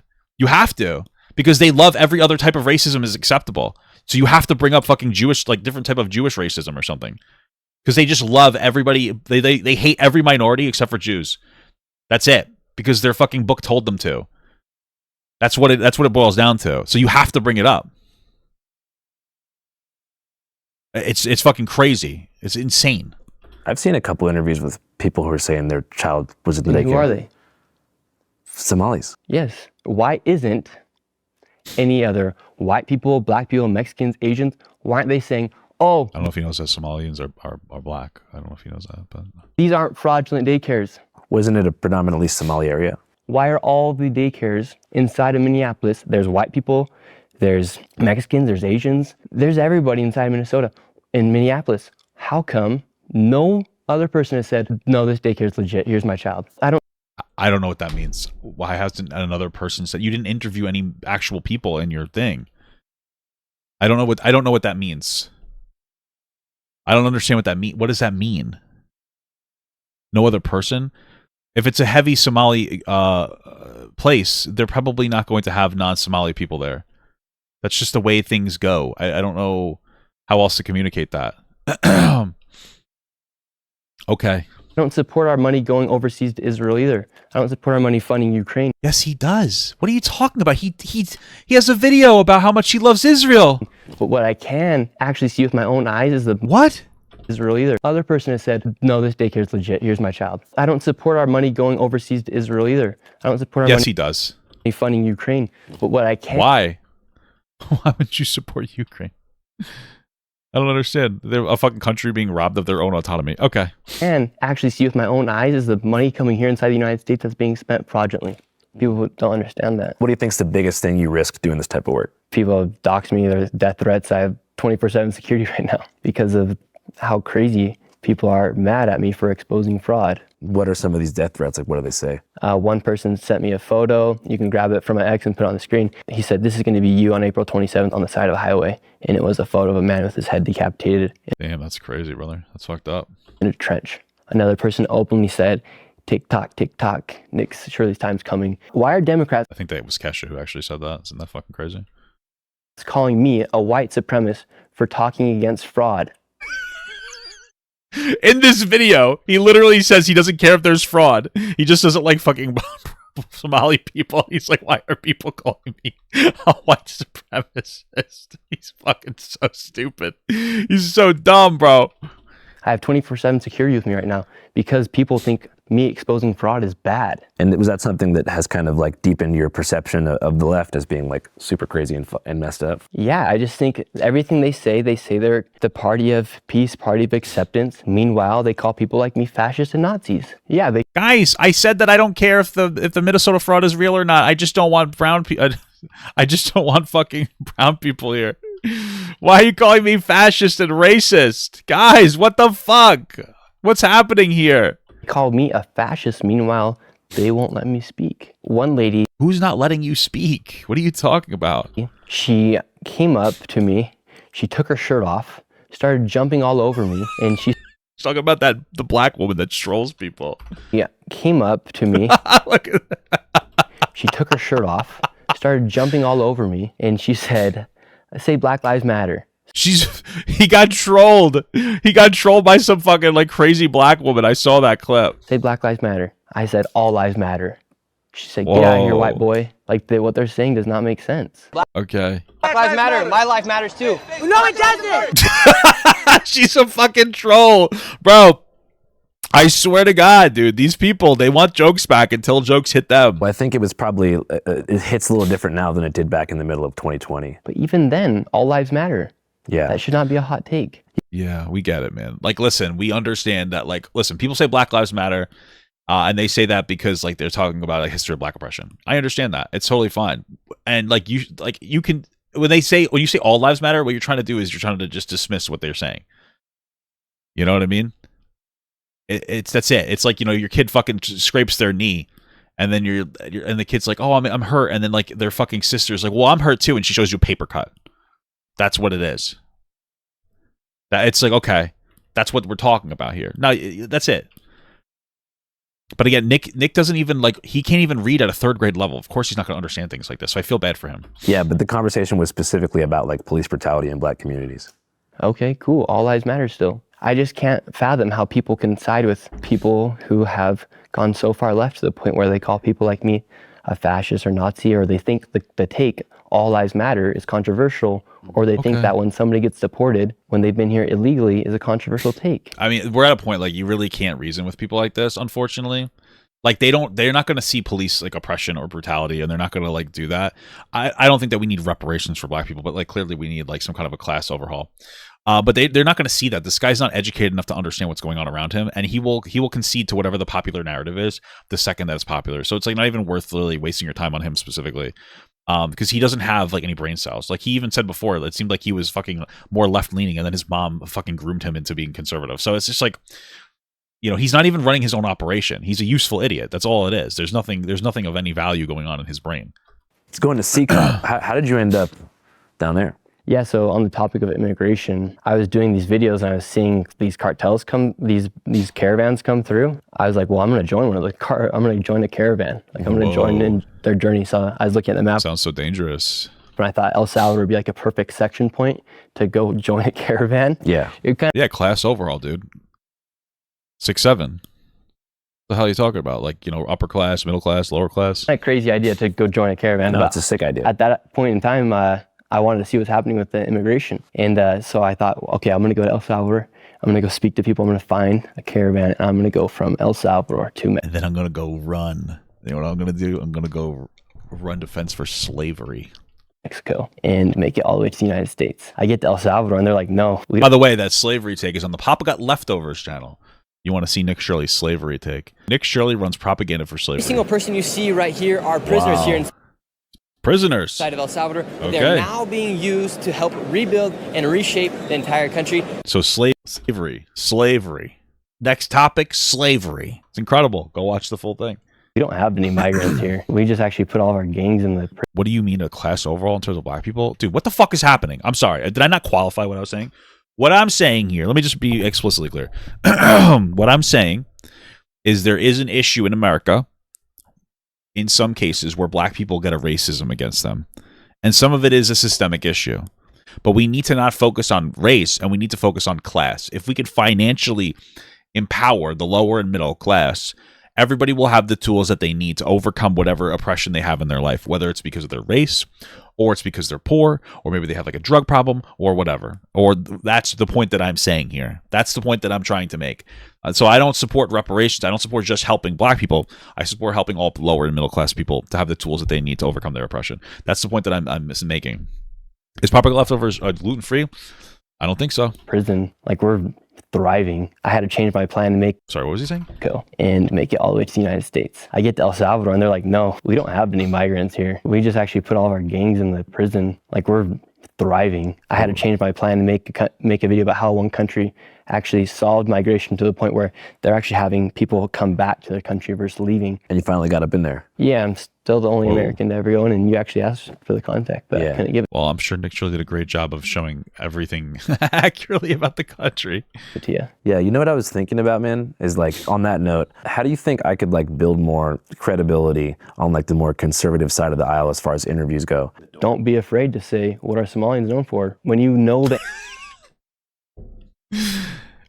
So Andrew's question is like really genuine. He's just trying to, he wants like people on the right to like him too. And I think he does a good job. He's like left leaning, but he tries to be very fair to people. It's not unlike me, right? I think I'm fair, but I could be a little tense. But the first answer is like, yeah, just fucking talk shit about Somali people is what we got to do. Okay, what the fuck? What does that mean? The answer inside your head, but you're too afraid to say it. Well, I just don't know if it's based on a stereotype or if it's not. You know what they're known for. You said it. What, Pirates. So you're...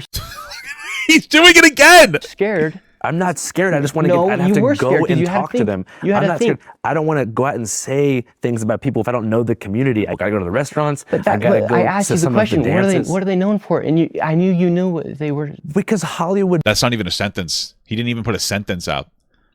Promoted Captain Phillips. I mean, what are we known for in Somalia? I don't know.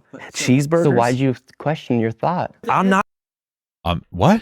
That's smart. So you're asking how do you gain credibility and trust? Well, you say a fact for a fact. And the fact is that the first thing I Dude, Nick is an actual race grifting bitch. Think of when I think and of Somalia. And the fact is, what are Somalians known Phillips. for? Pirating. That's a fact. And I want to explain to you why this fact is being weaponized by Nick Shirley's incredibly low IQ fucking dribble brain fucking nonsense mess. Yes, it's a fact that we know Somalians for being a pirate because it's our only representation in America of fucking Somalians. But guess what? This was a whole conversation, fucking, especially pre 9/11, about fucking Italian people. Italians were coming here and they're like, hey, we're doctors, we're fucking lawyers, we're daycare members, we can do this, we're that, we have all these different things, we're just people, we have skills. But you have a bunch of fucking Italian mafia members coming over here, invading different systems and defrauding different places like the fucking, like the garbage companies. And then they fought for decades to overcome that stereotype. And Nick is fucking dribble braining. Well, what do we know? What do we know them for? I watch a movie. My mom usually only let me watch VeggieTales, but then she let me watch a pirate movie. Like, I had to turn it off. It's scary as a black guy. It's just like, what the fuck are you talking about? What are you saying? He's just a fucking dribble brain idiot. Holy fuck, dude. He doesn't get it. Andrew's like, yeah, I don't want to construct my entire mind over a stereotype of media representation. But that's what I know. I know that. I saw the movie. Cucumbers Can Talk. I watched VeggieTales. It's fucking insane how dumb and racist Nick Shirley is. He's an actual idiot fucking person. Oh my God. Well, that's in Somalia. There's no pirates in America. Who's stealing all the money in Minnesota? The same as a pirate. That is piracy. So damn, Nick is like actually racist. Nick is like legitimately racist. Like he thinks that Somalian people are coming here to just like steal stuff, and it's a Somali specific thing. That's all it is. I guarantee you, if the Somalians were Muslim, he wouldn't have this much of an issue. I'm telling you, he's a real dumb piece of shit. Nick Shirley, unironically, is like what is wrong with our society, what is wrong with conservatives. Extraordinarily undereducated, barely able to communicate like an actual adult sentence, incredibly racist, and like no critical thinking skills. Like he is literally our problem in America. It's actually embarrassing. He is very low IQ. How do you gain more trust? Well, don't be afraid to say a fact or an opinion. Even if I know a fact or an opinion. Which one is it? That I'm dumb. Yes. By not saying anything about the death of Charlie Kirk as well, I thought that was pretty messed up. Did he not say anything about Charlie Kirk? Didn't he do like a whole interview about Charlie Kirk? No? In a way, he's somebody just like me and you who was making videos, putting it on the internet, and then people literally killed him. I thought that was... Well, one guy killed him, but yes, he was killed. Kind of messed up of you to not publicly denounce what happened to Charlie Kirk. I did. I don't understand. Why did you think he didn't? I never saw anything on Instagram. What am I supposed to say? You never shared anything. I interviewed the guy who was debating him while it happened. And I mentioned a bunch of times that it was horrible and it represented like one of the worst pivots in American politics ever. And I didn't even watch the interview because I didn't want to watch that. Well, you should watch it. This is so dumb. I don't think you guys understand what's happening here. Charlie Kirk was assassinated and it was like a terrible thing. Andrew had made a video talking to the last person to talk to Charlie Kirk. And in that video, he talked about how bad what happened, but he didn't make a bunch of really viral, explicit "I love Charlie Kirk" posts. And Nick Shirley didn't watch the video, and Nick Shirley only consumes content in 15 seconds, so he didn't see it. And he went off on Andrew half-cocked without knowing what was going on. And it's like really... It's just so weird. Like you're intentionally uninformed about the take, but you still have a very strong opinion of it, and it's just very strange. Like it's not self-aware. It's embarrassing, but you're not embarrassed, which shows a profoundly low level of intelligence. Okay, I don't want to. Why? Wow, it's historically relevant. It is historically relevant. I did lose respect for you when it felt like you went silent. Well, but he didn't. You just didn't see it. Oh, you should watch the video because I say some stuff in it. Okay, cool. Do you? This is conservatives' number one investigative researcher, reporter guy. Incredible. Ever see a world in which journalists, excuse me, independent media will overtake corporate traditional media? Well, we still have boomers and they're still watching TV, so that is a lot of their audience. The answer is no, it's never going to happen. And the reason it's never going to happen is because there is an influx of independent people, we'll call them, making content. and it's catching on, but it's going to roll off very quickly because people are going to get sick of it. So people are like, they see like Tim Pool take a bunch of money from Russia. Obviously, he's a Russian asset. They get sick of it. When they see people like Nick Shirley have incredibly like low IQ, the more he talks, the worse he looks. Nick never should have done these press tours, not with people that will give him any like meaningful pushback, especially not Andrew, who I think is like a really, I love it. I think Andrew Callahan's probably the best content creator, unironically. Like that's it. I think that he's just the best content creator. He shouldn't have done these press tours, but people are getting sick of it. They're like, oh, this is actually dog shit. Also, nobody actually watched your video, Nick. They watched a minute of it, and then they got confused, and they moved on. So, but when me and you are 50, 60 years old, do I think that CNN and those companies will be able to operate at the scale that they're operating right now? I think CNN has around, I know they have more than 1,000 employees, and it took one person to expose $110 million in fraud in Minnesota. Right, but you don't know that. You just keep saying that, but okay. And then when he does expose it, they investigate the person who exposed the fraud versus investigating the fraud taking place. Nobody has trust in them. Their trust is at all-time low because I mean, again, the things are going to rebound because there's actually, at least with like traditional media, they have some level of accountability on them. But okay, people like me are able to go and talk to the liberal woman calling me an ICE agent outside the daycare, and also talking to the man who's lived there for 8 years who's never seen a child. Wow, maybe his kids don't love him. Maybe that's why he doesn't see them. It's impossible for them to do that. So you think once boomers go? Yeah, I think once boomers go and once my grandparents aren't here anymore, which we don't want to happen, but it has to happen. Well, once boomers go, then like conservatives pretty much lose everything. I don't know what you're talking about here. It's just a part of life that people will die. Yeah.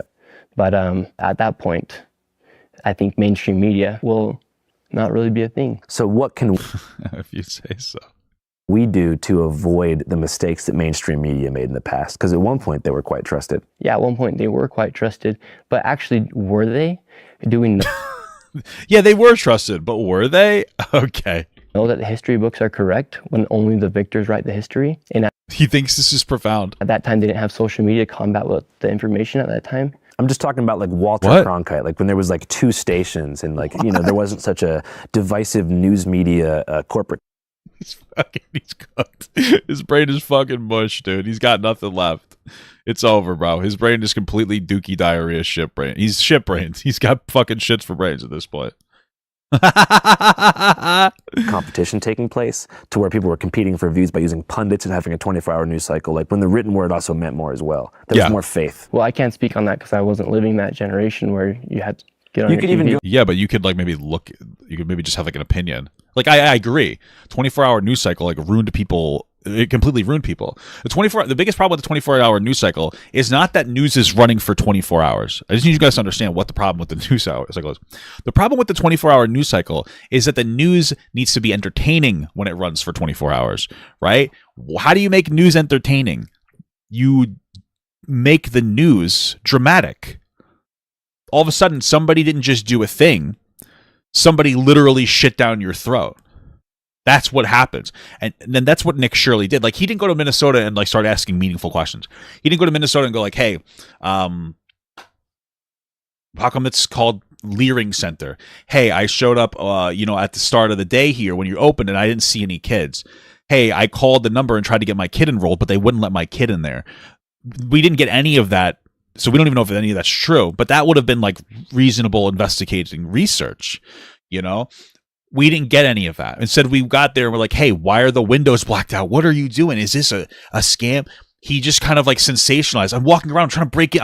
These people won't let me in. Hey, I want to have little Nick in here. Oh, what's going on? Why can't I do this? Oh, and he's just being very flamboyant and provocative about it. Right? Like he's not like, it's not like, hey, I went to Minnesota to investigate potential fraud. It's, I went there and there was, we saw $110 trillion billion of fraud. That is the problem. That's the problem. Yeah, I think little Joey might have died, by the way. Nick is not a very good parent, apparently.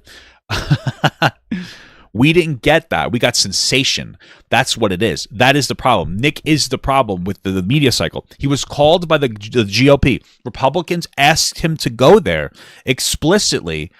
They asked him to go there to do this. That's the problem with this, is when the media is working for particular political parties, and Nick is a form of media, that's your problem, okay? Right-leaning bias isn't an issue. Left-leaning bias isn't an issue. Democrat bias, Republican bias is the issue. When you're cum guzzling a particular party, that's your issue. He cum guzzles particular parties. That's what it is. Yeah, why can't the party of Epstein play with kids? Yeah, exactly. Let us in. Let us in. We want to play with your kids. That's the problem with these things. Go back, I mean, honestly, the 24-hour news cycle, if you talk to older people like in their 30s and 40s, post 9/11 was pretty much the first time where cable networks had to keep their airways on all the time. So they started filling slots with not correspondents and not field pieces, but just pundits. So what they would do is they would get two people who fundamentally disagree and just have them yell at each other for like 2 hours to drive up engagement. Yes, that's Jon Stewart on there criticizing it. And keep people watching. So news kind of became like soap opera. Everything kind of became about engagement, like almost like reality TV. And then gradually trust faded because it became so partisan. Yeah, absolutely. Yeah, I think it's also a sign of the times that we're seeing distrust and we're seeing the world get a little bit crazier as well. So you're just saying things to sound smart. Okay. I mean, what do you think we need to avoid? What do we need to avoid? I think we need to call things out for facts. And you shouldn't be afraid. He's going to talk about fucking Somali pirates again. To say when I ask you, what are Somalians known for? This is all he has. This is all he has. Nick Shirley has Somalian pirates. That's all he has. You're afraid of your viewers watching this video calling you a racist or Islamophobe. No, to clarify. I just like, this is another thing, is that these people have dumb idiot thoughts of like they have really racist thoughts all the time and they think that they're appropriate. And if you don't have a racist thought, you're just lying to yourself. Like if you don't express racism, you're just lying. Oh, so you're not racist? What? You're just lying. You're afraid of people calling you racist. Okay. I can't engage. I don't know how to talk to people like this. He's an idiot. Clarify. You knew that word. You knew you were saying pirate. You knew in your mind. Well, you're asking pirate. me to think in a stereotypical mind. What do I think comes? What's the first stereotype? Say it though. You're asking me what's the first stereotype that comes. I wish you would bring up Italians to mind when I think about Somalia. I said, what are they known for? They are known by Americans who don't know Somalis. And what are they known across the West for? Well, the West. That's the same question that you're asking. You just asked the same question twice. This is very much indoctrinated by Hollywood. I'm just saying I want to wait to answer that before I actually have engaged with the community on a level to where I can actually say like they're known for this type of thing. Well, when they're committing 89% of the fraud in Minnesota. But they're not. He's just making this up. He's just saying this. There was one specific case where 89% of the people were reported to be Somalian. That's not 89% of the fraud in Minnesota. That's not the question. You asked me, hey, what are Somalis known for? And it was run by a white woman. And of course, I'm thinking of the movie because it's a Tom Hanks Hollywood blockbuster. Yeah, but it's a fact that they're committing some sort of piracy in Minnesota. 89% of the fraud is committed by Somalis, and that's a fact. That's not a fact. He's lying.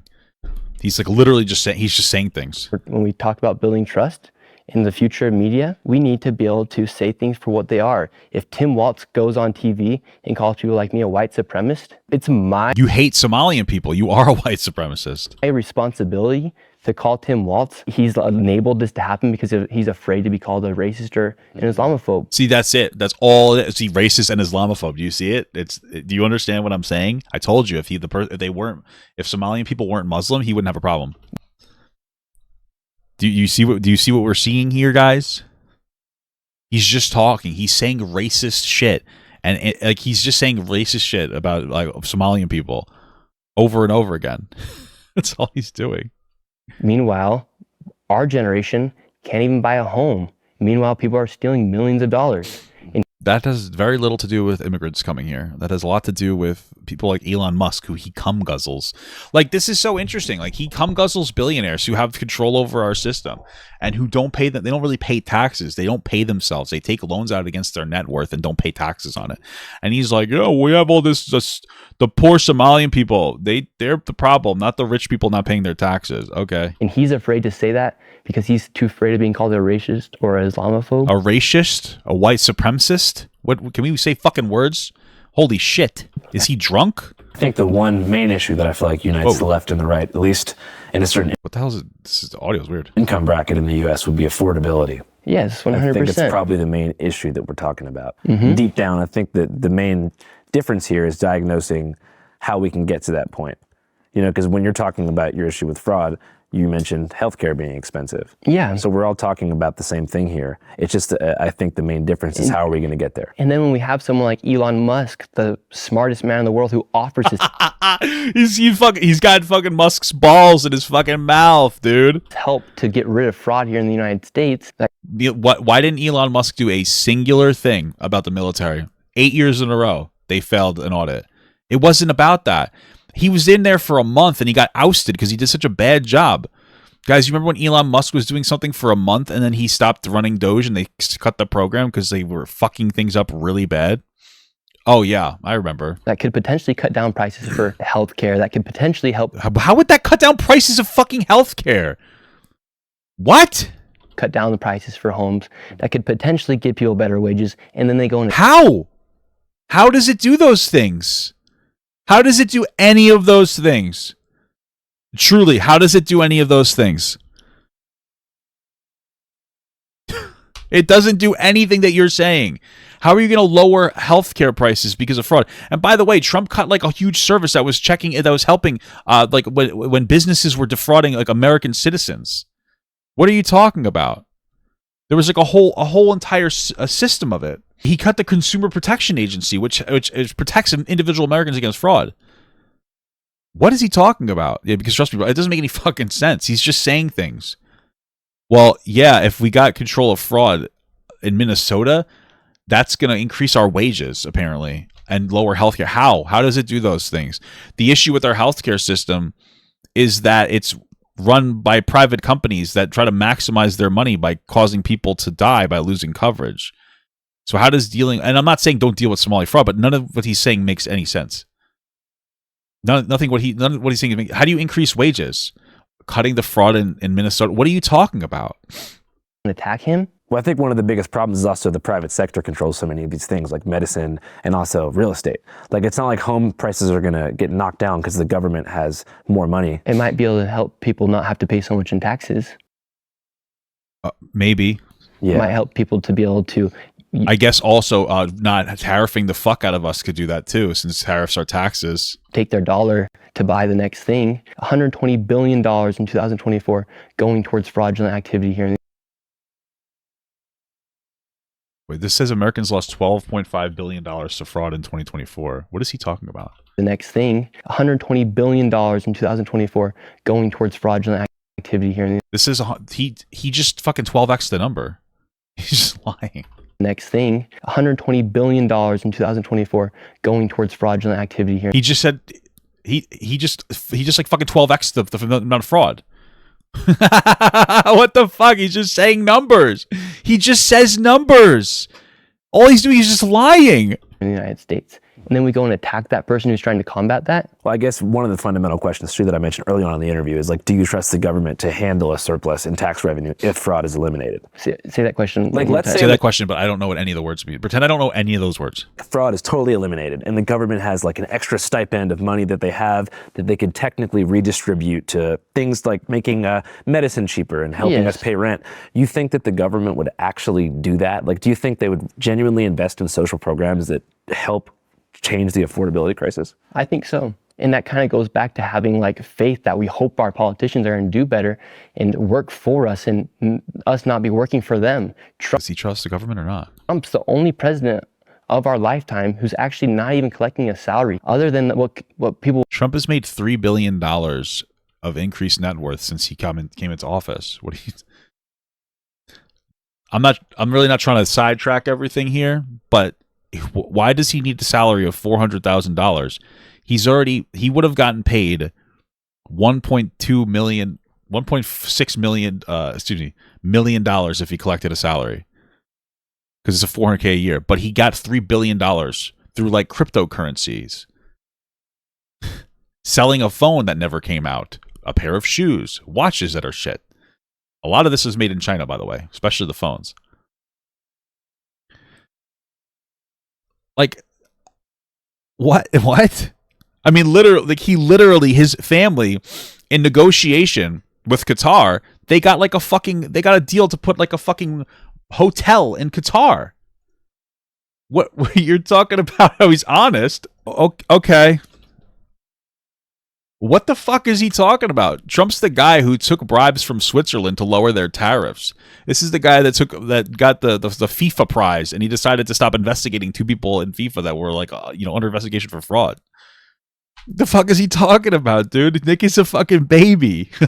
What a loser. People say he's feeding his ego. Well, he's actually not even taking his salary. He's lost money. He's been attacked. He's gained his net worth has gone up $3 billion. What the fuck are you talking about? He's been nearly shot and killed twice. He's had, I think, was it? I don't know. Fool me once, shame on you. Fool me twice, shame on me. Maybe. I haven't seen a scar. I'm just being silly. 2 or 3 assassination attempts. I want to say 3. The guy. Why do you want to say 3? In Pennsylvania, the guy at his golf course, and there's another one. And people want to keep demonizing Trump like he's some sort of devil. He's not. Yes, he's a bad person. Right now, he's trying to position the United States to attack our ally Greenland. So. Not even taking a salary. He wants to put tariffs on other countries with the goal of hoping. That is a tax.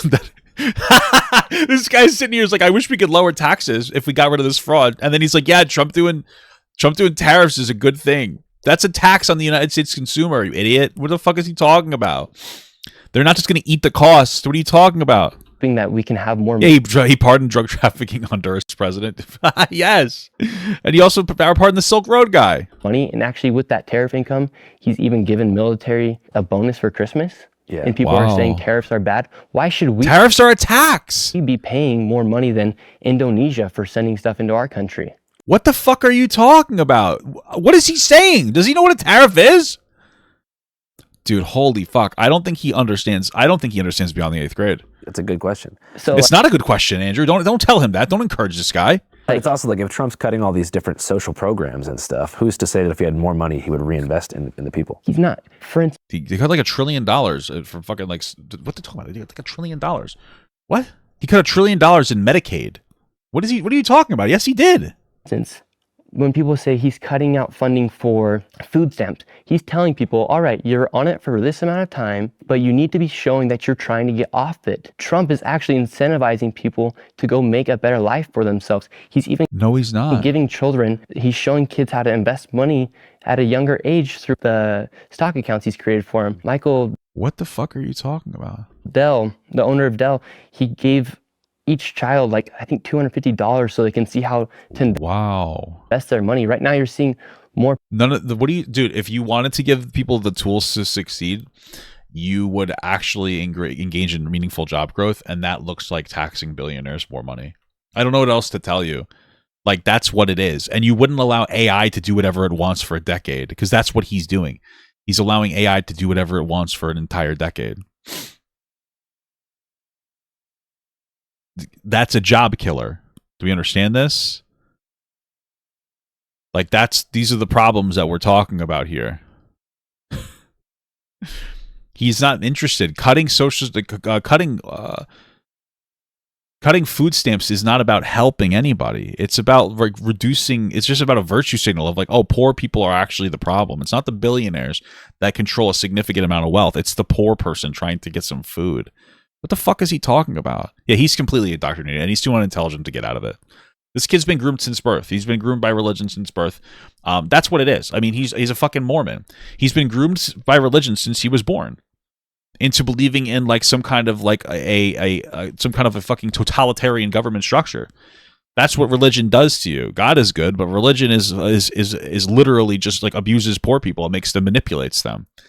Like Adam and Eve, hey, don't eat this apple. You don't have the ability to know right and wrong, but don't eat an apple. I'm going to let a snake in the garden, by the way, and they're going to say, hey, you should eat the apple, and you're going to do it. And then you're not even going to know what you did wrong. What's the moral of the story? Do whatever I say, even if you don't understand what's happening. Okay, he's religiously indoctrinated. Anybody that's like that is either God or he feels as God or represents God, like Donald Trump, he's going to cum guzzle, and he's not going to question them in any capacity. He's been religiously groomed. That's all it is. Like, he has religious psychosis. We have a group of people with like below 100 IQs that have been indoctrinated and groomed by religion, by people who weaponize religion for decades, and they think that they have agency over themselves, but they are a blank slate pawn for religious conservatives that are pedophiles. I don't know what else to tell you. Like, Nick's entire thing was a distraction from the Epstein files. It got signal boosted because it came out the same day that the Epstein files were supposed to come out, and Trump refused to release them. What do you think that this is? I don't know what to tell you. Or people who actually have the power to make a change in America than ever before get involved in the politics, and not because they want to, but because they've been forced to. But then you see people come after them for it. I don't know what you're going to title this video. Nick Shirley interview. Okay, sick. Yeah, but I just think there's so many issues in the United States right now, and we can actually go out and combat them. But you don't know what the issues are truly. You're not smart enough for that. You don't have any understanding of that. Yeah, fucking Somalis fucking looted his brain, bro. That's it. We can combat the immigration crisis. We can say that illegal migrants should not be here. Yes, we shouldn't have illegal immigrants coming here, but labeling them as pirates and being racist is not the solution to this problem, especially ones that are here legally. None of them that they went to this place and they found a bunch of legal Somalis here. The word is illegal. If you're going to come after me for exposing fraud, something is morally wrong with your brain. That's not what you did, so. Where you've gotten to the point where you think fraud is good. That perspective is probably more like these people are socioeconomically disadvantaged. They're not, though. They're here in America. We all have the same opportunity. Same opportunity doesn't mean that you're rich. Somalian Americans. Well, there's pretty significant funding and financial disparities between areas in the U.S. Well, 81% of Somalians are on welfare. The welfare. Okay, and it's 81% of Somali households are on welfare. That's not the same as the people. But okay. It doesn't necessarily cover everything. It's not like they give you a ridiculous amount of money. But they have the same opportunity I do when I wake up in the morning to go create the best life I can possibly create for myself. Well, that's not true. You are I'm not even trying to be rude. You are significantly intellectually underdeveloped. And you are still rich and successful. So what you're saying is not true. I'm not even trying to be mean. I'm just being factual. That is not true. A Somali person would have to be 3 times smarter than you. So they'd have to have an IQ of 120 to be anywhere close to as successful as you are. What are you talking about? That is not true in any capacity. You are a dumb person. I don't know what you're talking about. And it's so fucking annoying, this whole anti-welfare virtue signal, because again, we have massive income disparity here. And it's just you could just do things in America. And welfare is a gift. Welfare is not really a gift. Welfare is the promise that poor people won't kill billionaires. I'm not trying to be a fucking asshole. That's what it is. Don't kill people, by the way. I'm not saying that you should. But welfare is billionaires or rich people saying, please don't hurt us. We will give you enough so you don't revolt. And they've been giving less and less every fucking day. And then they wonder why people are getting closer and closer to revolt. That's what it is. When you have a structure that billionaires can invade their way into and they can take advantage of loopholes like not paying themselves money and instead just increasing their net worth and borrowing against their net worth to not pay taxes, that's when people start getting pissed. So you're like, oh, well, we get welfare. That's a gift. It's not a fucking gift. It's a promise. It's please don't hurt us. Okay? And they're not doing a very good job holding up to the promise of providing enough money for people to fucking live. So people are getting fucking irritated by it. People are getting pissed off. We have to stop looking at this oh, welfare is a gift. Blah, blah, blah. Shut the fuck up. You don't understand what you're talking about. Everybody has the same opportunity if you're a United States citizen. That's not true. Whether you're black, Mexican, Asian. I mean, look at your crew filming right now. They just cut the Department of Education funding. Let's not even talk about race. Let's just talk about opportunity based on financial class. You have a Asian, Japanese man. I don't know who he is. You have a Mexican with a face tat. Look at that Mexican and all the opportunity he's got. And what about him? He's a white American with face tattoos, and he's working just with you. Yeah. So the fact that people think that they don't have the same opportunity or they can't go create a lifestyle they want, I don't believe in that. I've never worked for anybody in my entire life. Bro, I love this. I love this take. I never worked for anybody ever.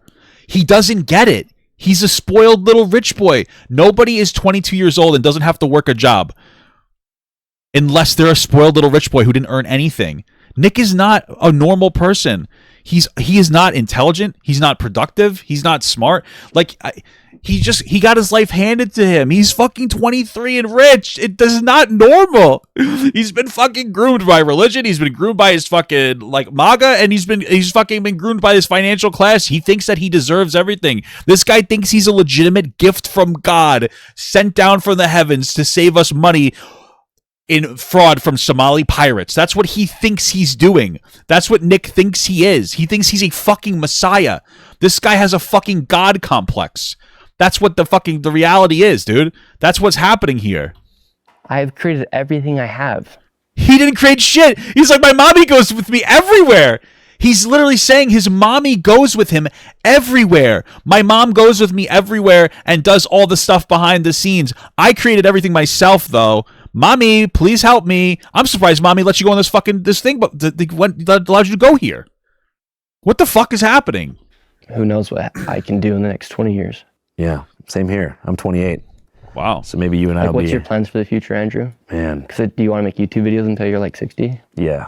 I want to make YouTube videos until I'm 85. That'd be sick. So what do you want to do in the future? What's the long-term plan? Long-term plan would be, I think what you just saw is actually creating change inside of America. It is. It's a very unproductive change, but he's not wrong. Video that actually created change. And so I'd like to continue making the world a better place, whether it be through... You're not making the world a better place. You're making the world an actively worse place. You are a stupid fucking person. Cutting off fraud or speaking out against corruption or helping the old lady next to me. And are you ever worried the Matrix will come for you? As long as she's white, he'll help her. If you continue to accrue power and influence? Well, they are. Like, when you say the Matrix, like I think that's like the mainstream media or people, but like, who do you think the Matrix is? I think it's the C-suites of the corporations that own the major news channels. Yeah, I mean, they can try, but that's why I think it's so important that we have platforms like X. Say the mainstream... Where a billionaire controls some of the biggest companies in the world, like Tesla and X. There's nothing going on there. Media hates you. You can still make a business off of people who support you. Is there any coverage that you regret at all? Yeah, there actually is some coverage that I think I've like messed up on, or not that. You like that soaking video? He wishes he didn't do that. Necessarily messed up on, but maybe not have been totally informed, which is hard because when you're making a YouTube video every single week, you just can't be like the expert on every topic. So yeah, that's why you shouldn't pump out slop.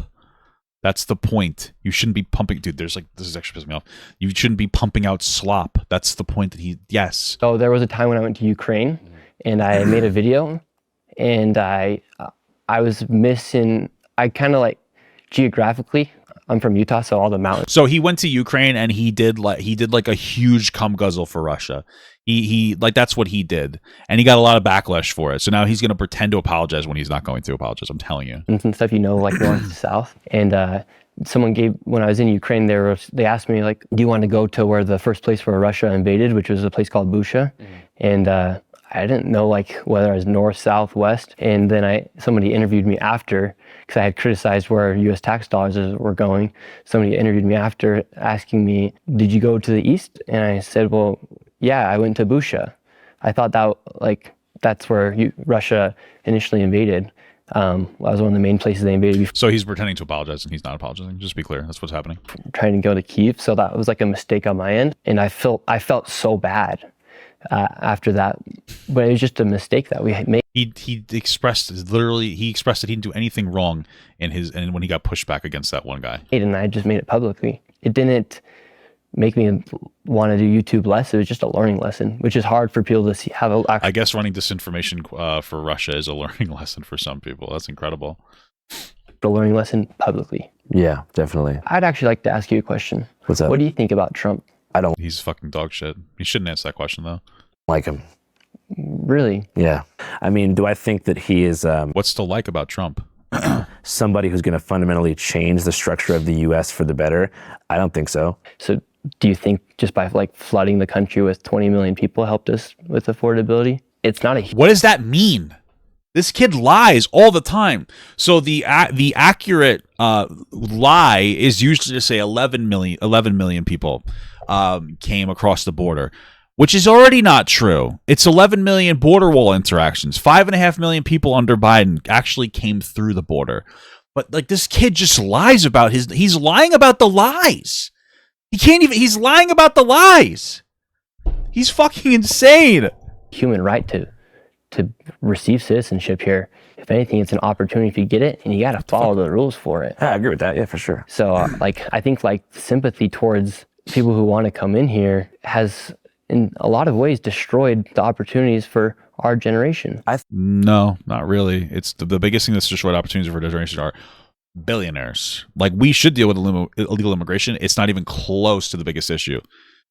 It's not even close to the biggest issue that's going on. I'm just letting you know. I think if sympathy overpowers your ability to look at a situation objectively, that would be an example of you kind of being like hypnotized by the wrong sources of information. But I think you can have sympathy for people struggling looking for a better life. It's just simple supply and demand. If you have 20 million people who need to come and buy a house or rent, but that's not true, right? So I don't know what he's saying 20 million people for. The apartment, and you have other people who need it, you're going to raise the prices.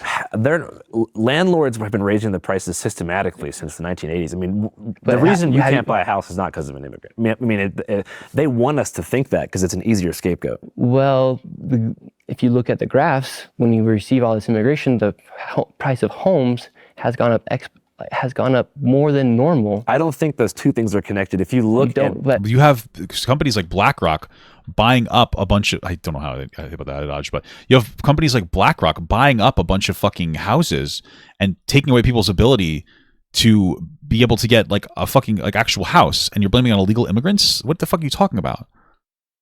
Just based off simple supply and demand. Those you can. If you bring in 20 million people, they have to be able to sleep in at least 10 million different locations.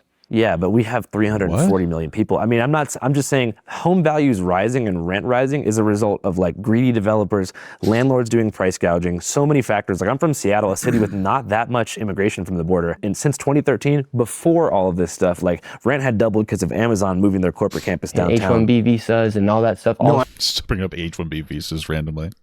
I'm just saying Amazon as a tech company themselves bulldozed my home neighborhood, built apartments for their workers who are legal, and most of them are from the U.S., but from surrounding suburbs, and none of us could afford to live, so we had to all move to other low-income areas around, or just build our own way and move into an RV like I did. So I don't think there's a correlation between home values rising and migrants coming. I think that'd be very stupid to not be able to come to the conclusion that supply and demand is really all poor, rising prices. So landlords raise prices when rich people move in because they go, oh, we got some big bucks in town, like in Aspen or somewhere. We go, but just a normal sized home that used to cost $200,000 now costs $300,000. So you're saying real estate developers see like a bunch of migrants rolling into town, they go, let's jack these prices up. These Venezuelans are rolling in cash. And then But they don't do that. I imagine that most of them actually hate working with illegal immigrants because they probably get like rent control, which is actually fucking it. The argument is like, hey, there's less availability of places because there are illegal immigrants here, and like, yeah, there's a level of truth to that. That's not your number one issue. Your number one issue are like these shitty fucking companies, like big organizations buying up. They're buying up a lot of this land and they're building fucking houses on it. And you're not being able to like own your own house. Like, you have to like fucking rent it out, or they'll do shoddy work, and then you're fucking stuck with a burden for like your entire fucking life. These are the ways that they're doing these fucking problems. This is what's happening. They're buying up land and they're trying to sell people like, hey, come live here, and then they sell it for like an egregiously high price. And then if you can't, like, if they can't sell them, they don't drop the price of the house. They play some fucking shady bullshit with banks. This is actually what happens. I'm not even kidding, right? You got a house. Hey, we bought a bunch of houses. We built a bunch of houses. They're all $500,000. We're gonna sell them. They're done really shittily. You see it all over the place. They don't fucking follow code. They cut corners. We sold half the houses. We can't sell the other half. We take a loss at $450, but we can't do that because then the surrounding houses are gonna lose their value, which is just obviously artificial. And one of the ways it's artificial is like, okay, we'll go work with the banks and we'll offer them things like, oh, low interest loans. So the banks will be like, oh, we'll give them a lower interest loan at like 4% instead of 6% or something like that.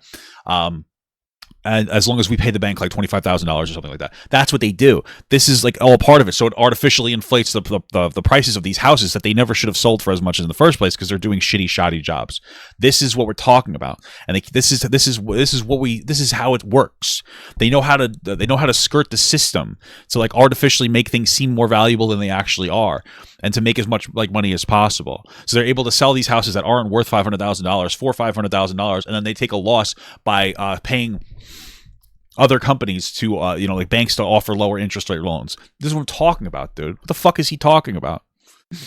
Billionaires are able to come and buy the houses, and it causes the rent to go up, and they're able to charge certain prices, and a migrant can then move in with 8 other migrants and they can afford rent, versus the one person who has a family with 2 children can't go and get that house because rent is going up because what the fuck is he talking about? Because the richest people in the country don't care about people like you and I, and they're well, just to be clear, and I understand that this is like part of the tactic, Nick is rich. His mom is rich. Nick is a loser. He's never worked for anything his entire life.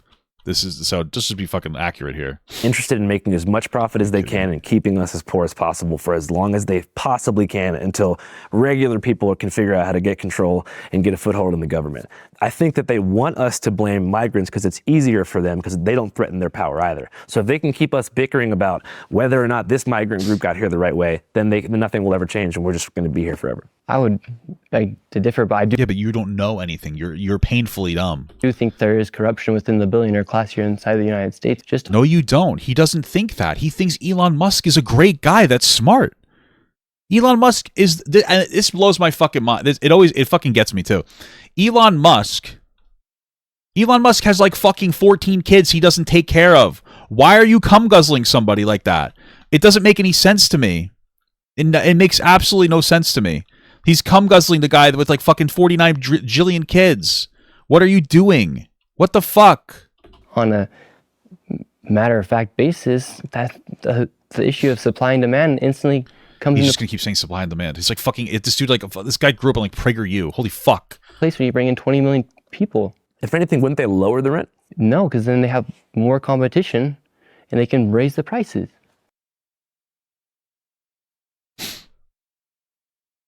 What? I just don't think that immigrants are increasing the density of New York City. When you bring in 10 million people, there needs to be 10 million locations. What is he saying 10 million now? He said 20 million before. What the fuck? What is he saying? 10 million. There needs probably 2 million. Still, that's a lot of infrastructure to be up. That's a lot of building to take place. You're going to be able to. What the hell is he talking about?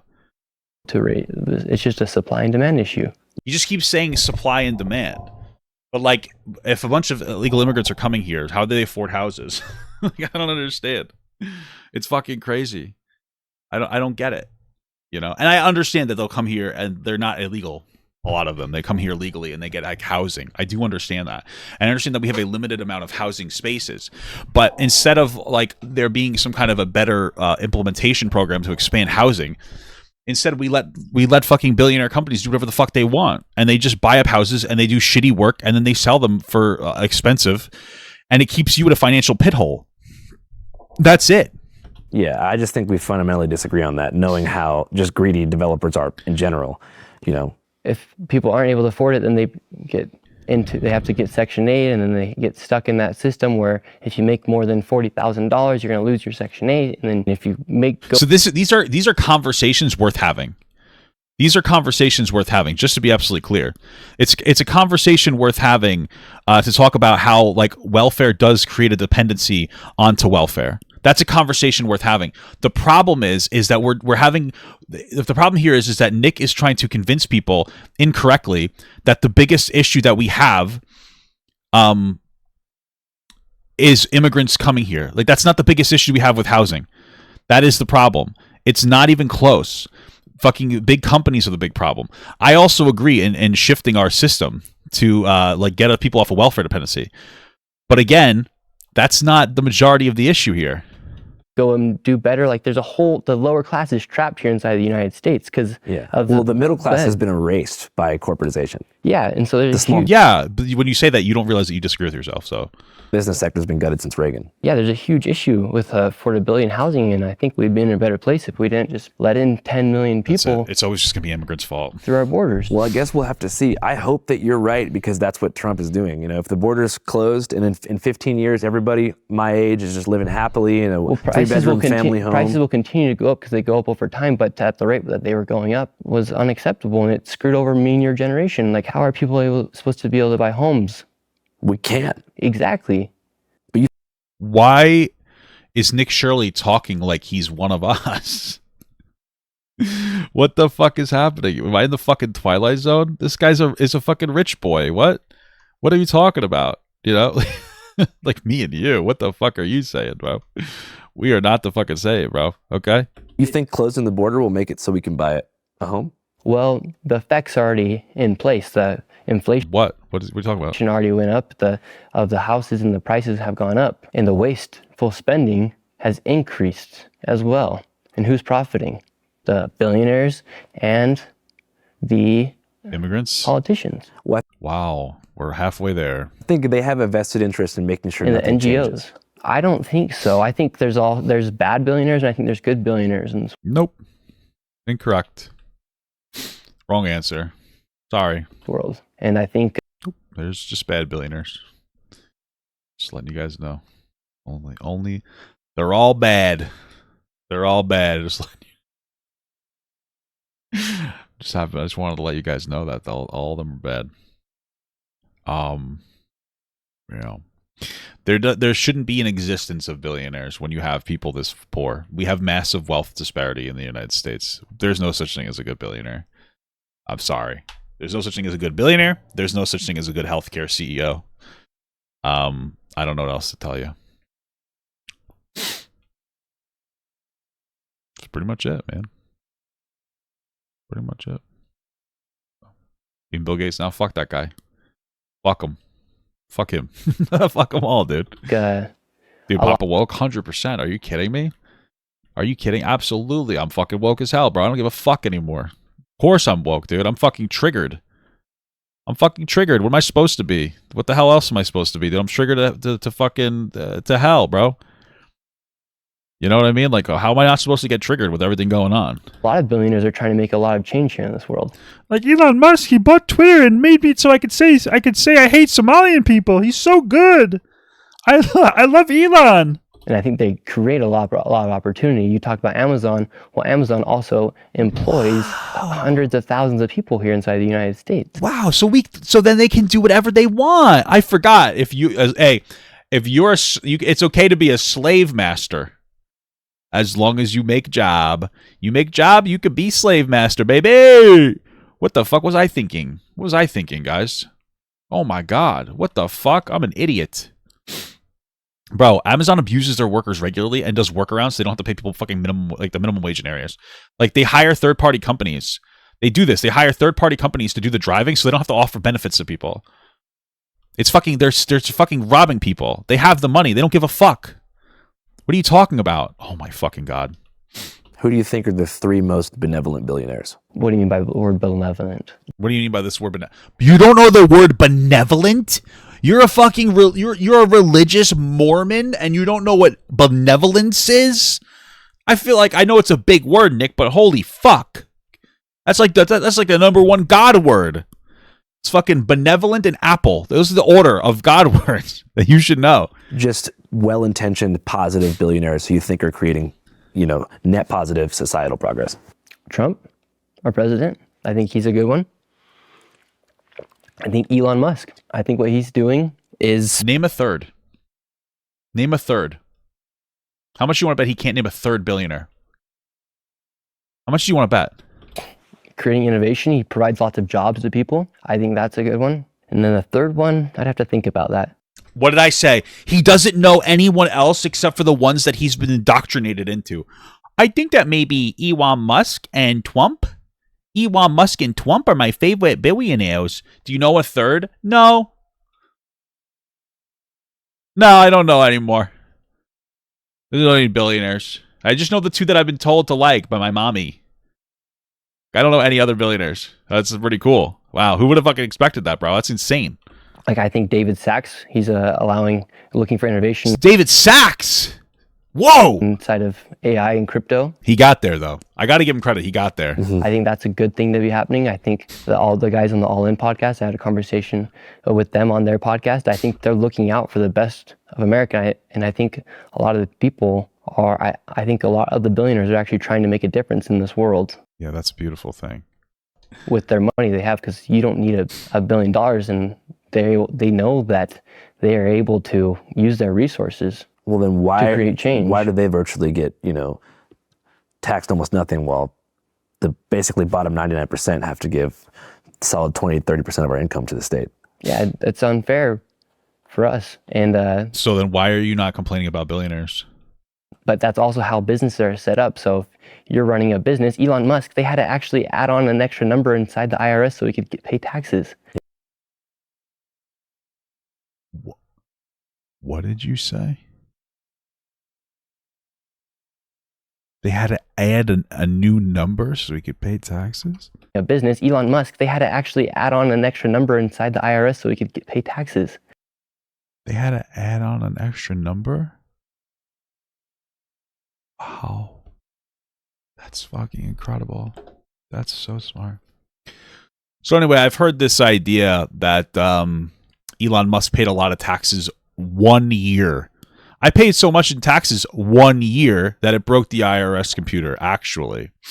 Just to be clear, the only reason that Elon Musk had to pay $11 billion in taxes in 2021 is because he was going to lose stock options that he had to exercise before they expired. Like, he basically, like, that's it. Okay? That's it. Or else he would have lost them. In general, Elon Musk doesn't pay himself any money. He has a net worth of like $600 billion. And what he does is he goes around and he takes out loans against banks at low interest rates, and he avoids paying federal income tax. That's it. Okay? Oh, $11 billion. Wow, what is he worth that? What is he worth? Fucking, how many, like 100 times more than that? Like, what the fuck? Maybe not 100 times. 50 times more than that? So I don't understand. Like, this is, you're being stupid. This is how they avoid paying taxes, dude. Holy fuck. Yeah. So people are mad at him for making money? Yeah. Yes.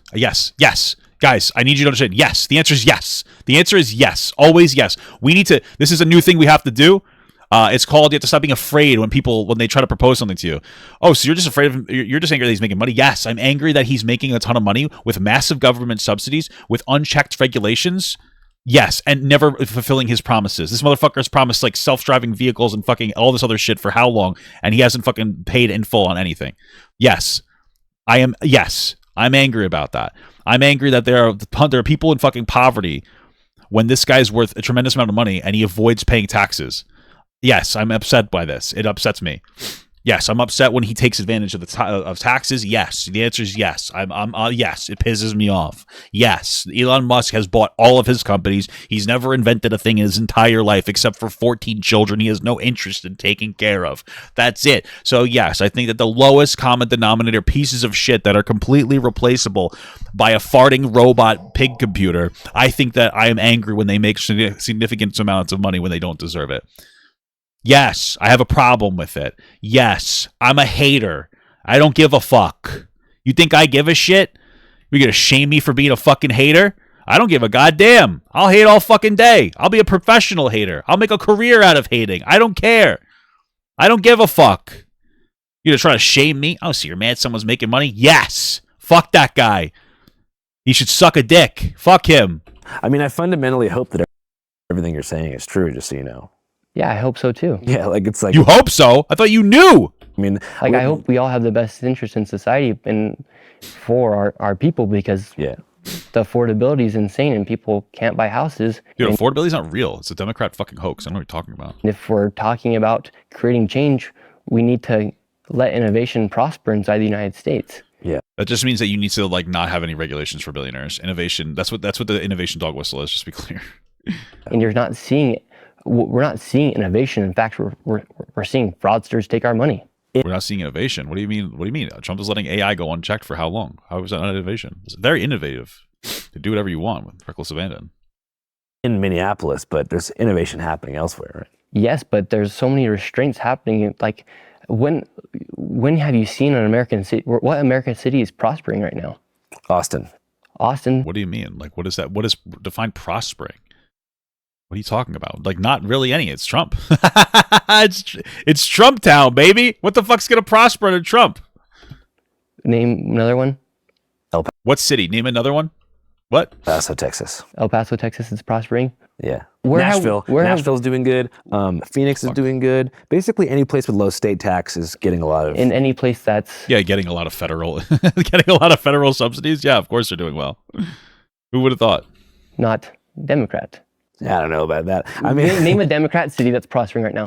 Well, it would have to be one. Whoa. It's affordable. Name one. Denver. Name one. Hey, name one. I love this talking point every single time that I hear it. I love this talking point when people talk about how shitty Democrats are. They're like, oh, they have stinky asses. They suck. And yet every time there's a crisis in the United States, you motherfuckers vote Democrat. That's how it's been for like the past 20 fucking years, right? We collapse in 2007. Horrific collapse, right? The worst recession since the Great Depression, factually. Who gets voted in? Barack Obama. Oh, okay. What does Barack Obama do? A pretty decent job, frankly. You could shit your pants, bitch, but that's what it was. He came in, cut the annual federal deficit in half from 1.3 trillion to 650 billion. That's economically solid. Brought a bunch of jobs back, implemented Obamacare. You guys can cry about the ACA, but the reality is that it removed lifetime caps for insurance coverage, and it forced you to pay to protect pre-existing conditions. Wasn't perfect. Still, it should be, frankly, it should be a single-payer system, but it was a step in the right direction. Trump came in when things were stable. What ended up happening? That guy sucked. Everybody forgets this, but he got fucking ousted in the midterms. Everybody's like, oh, this guy's horrible. He had control of the House and the Senate. He did nothing for 2 years. Nothing. He did fuck all. He did a bunch of irresponsible tax cuts that raised the annual federal deficit. You need to get to a surplus before you start paying your debt. He raised the deficit to $1 trillion before COVID even hit. He was horrible. He sucked. Nobody really liked him. His approval ratings were fucking in the diarrhea dumpster. But he said he'd do some tax cuts. Because when people are feeling okay, they want to start demanding money instead of being like, oh, we should pay this debt down. Nope. Then what happens? COVID happens. Who do we vote in? Oh, Biden. But we voted in Biden. Every single time. Every single time they like a Democrat gets voted in when things are actually bad. That's just what happens. Biden came in. Frankly, he didn't do that bad of a job. We came out of COVID stronger than every single one of our other fucking like G10 allies. Other economic global Western leaders. We came out strong. Inflation was up because COVID happened. Then things are comfortable. What do? Oh, we elect a fucking moron again. So you guys like to bitch about Democratic policy sucking, but every single fucking time that you need somebody to save you, it's always the Democrat. It's always mommy, please, mommy, we're fucking failing. We need to bail the banks out, mommy. COVID hit. Trump doesn't know anything. He just keeps putting tariffs on there. I hear that they're taxes, but I don't understand. I thought the businesses would pay for it. Mommy. That's all it is. That's all it is, dude. So shut the fuck up with this fucking dumb bullshit. Why are you smirking? It's not prospering. Denver's not prospering either. Yeah, so I think what you're seeing is the right is looking to have innovation, looking to succeed, and you're seeing left locations like Democrat-ran cities not prospering. In fact, they're going backwards. Those are also the most expensive cities, and they generate the large majority of the tax revenue for the entire country. The San Francisco Bay Area, which is a blue city, probably generates more tax revenue that's used for programs in the entire American South, excluding Atlanta. That probably tells you why there's so much corruption, why there's so much bad, because you use the word programs. Not programs. Okay.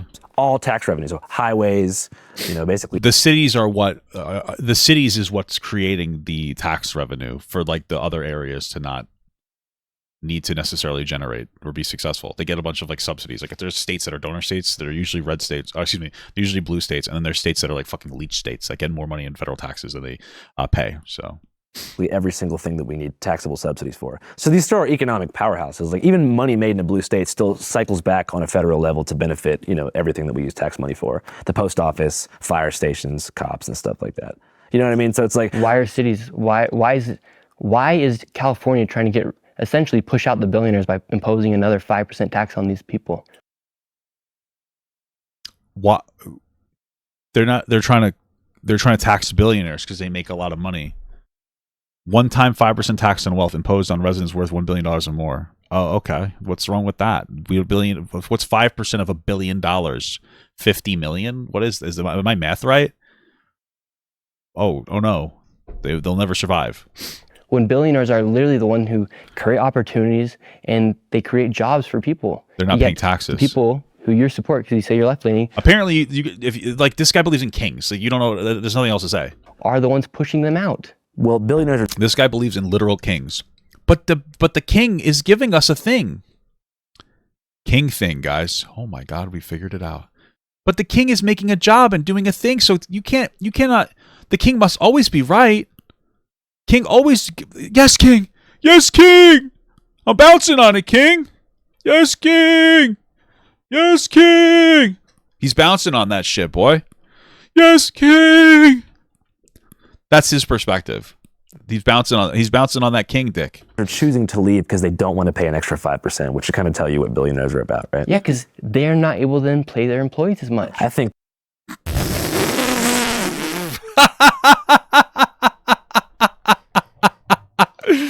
Oh, guys, I don't know if you know this, but if a billionaire has to pay $50 million one time because they've accumulated a significant amount of income, then that means that they can't pay their workers as much money, apparently. Oh, fuck. Where'd that come from?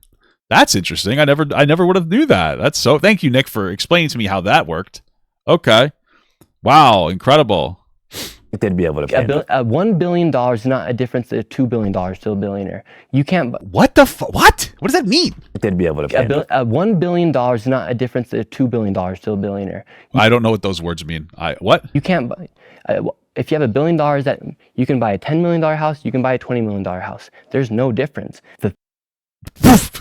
He's so dumb. Yes, that's the point, idiot. Yes, that's what we're saying. Yes. Duh. Thing is they're going to face different restrictions inside of a Democrat-ran state than they are in a Republican state. That's why they all moved to Texas. What? That's why now Elon Musk, he moved to Texas. Yeah, they're moving to Texas to save money because they don't want their money to be taken and go to the poor. No. Yes. And what happens in California? $24 billion went missing, Andrew. Oh, yeah. Yeah, I agree with you that Gavin Newsom and the NGO industrial complex is embezzling the funds, but those, to me, I know this is probably going to sound crazy, I view them as like not necessarily having the best interests of the people in mind. Yeah, and those are the people you support. I don't vote for California Democrats. You're supporting the left. And right now you have the opportunity to support people who are actually trying to create innovation, change the country. Who's that? Who's that? The president that's letting fucking like tech companies do whatever they want? What? Isn't Elon Musk like the biggest supporter of H-1B visas? What the fuck is this guy talking about? You have the opportunity. Like he's fucking talking about that before, H-1B visas. Need to. So does everyone watching this video. And if you think that deporting an illegal migrant is wrong, the word is illegal. If you think cracking down on fraud... Well, ICE is going around and they're just indiscriminately going after anybody with brown skin. So I don't know what you're talking about. When you say that, I don't know what you mean because you're not accurate. So I don't know what the fuck you're talking with. What you're on. Maybe you can give me it. I don't know. That'd be cool. I mean, I could take it. That'd be baller as fuck, bud. It's bad. The word is fraud. If you think cracking down on the word corruption's wrong, the word's corruption. If you think a girl should be able to play, or a boy should be able to play in a female sport. Oh, I forgot we had to get trans shit in here. Holy fuck, we got to get it in there. It's a girl or it's a boy. Which one is it? What the fuck? It's a girl, it's a boy. What the fuck are you saying? Playing against girls. Whoa. What society benefits have come from the left? We haven't had everything. That's why you stupid fucks keep voting for the left when there's a crisis. Because you motherfuckers know. Holy fuck. It's a sizable leftist political party in American history. You had Joe Biden. Liberals. Centrist liberals. Defending elite interests. And you had Obama. Centrist liberal. Obama was a good president. Defending elite interests. So who are you? Obama was a good president. Why are we pretending otherwise, dude? What am I doing? Support. You need to support somebody. You're telling me that if you can point me in the right direction of a guy. James Talarico, by the way. Support James Talarico. I don't see. Stuff's happening right now. People can't afford houses right now. But that's the difference. People on the left and people on the right, they both support rich people, generally speaking. The left is just better. They just generally are better. Even Obama did better. Biden did better than Trump ever has done. And then you're talking about who am I gonna vote people for? Moving out of California. No, I support. You're talking about programs. I support. That's the reason why it's so. California's one of the most expensive states in America. I support voting on a local level, especially. I think that's probably the most important thing you can do. So I support voting on a local level for sure. And if we want to create change nationally, if you have to support somebody, you have to choose. Now we have to choose. So if you have to choose between the Democrats and Republicans, you're always better off choosing Democrat. Yeah. Well, you just said yourself that the corporate media machine is on the verge of collapse. What makes you think the two-party electoral system is going to last any longer? Quite frankly, it'll be impossible for an independent group at this point in time. I think in 50 years, when the boomers are gone, mainstream 50 years media will die. But as of right now, they're still going to thrive. And right now, in this moment of time, we have to choose who's going to create the most innovation and change and make America a more prosperous country. But Trump can't even release the Epstein files. He has released them. Dude, wait. Oh, this makes sense. Hold on. And he released less than 1% of the files, and it was all redacted. And that was that's his Achilles heel, is this Epstein file thing. Yeah, because he ran on releasing the files, and now he refuses to release them because he's in it, and he was best friends with Epstein for 15 years. So we can't do anything about that, but what we can do is talk about fraud. We can wait, what the fuck was that deflection? Talk about homelessness. We can talk about wait, I don't understand. I'm so sorry. The president of the United States ran on releasing the Epstein files to uncover the swamp. He gets into the position of doing it, and instead of releasing the files, he just doesn't, even though he's supposed to. He could have released them. He didn't. He knocked it to Congress. They voted. He thought that the Republicans were going to vote no. They voted yes. Now he won't release it. What he's doing is illegal. And your argument's like, yeah, that's his Achilles heel. Let's move on and talk about other things. Why is it not a big deal? Why don't you care that he's probably or maybe a fucking pedophile? And why is it that, like, under this pedophilic administration, it seems appropriate for people like Megyn Kelly to say that they basically think 15-year-olds are adults, and other people feel comfortable harassing daycare centers, demanding to see children and not understanding why the windows would be blocked out? It's so fucking interesting. I don't get it. Is there some kind of is it a religious thing to think 15-year-olds are adults? Is that what it is? Do they think that, like, once you've are within your puberty, once you're pretty much done with puberty, do they think that's an adult? Hey guys, 15, 16, 17, yeah, that's an adult. I believe that that's what it is. I think that religion thinks that age of consent is when the girl looks attractive. That's what I think. Okay, that's Sneako's biggest thing. That's what a lot of people on the fucking MAGA right say. They don't seem to think that, like, fucking children are children. They think that children are adults when they look attractive. That's literally what it is. It's a self-report. That's all it is. And so they feel confident banging on fucking doors and trying to, like, break into daycare centers. It's fucking freak shit. Okay? This guy's entire thing was a distraction from the Epstein files, and he has to know that. Yeah, 16, 17?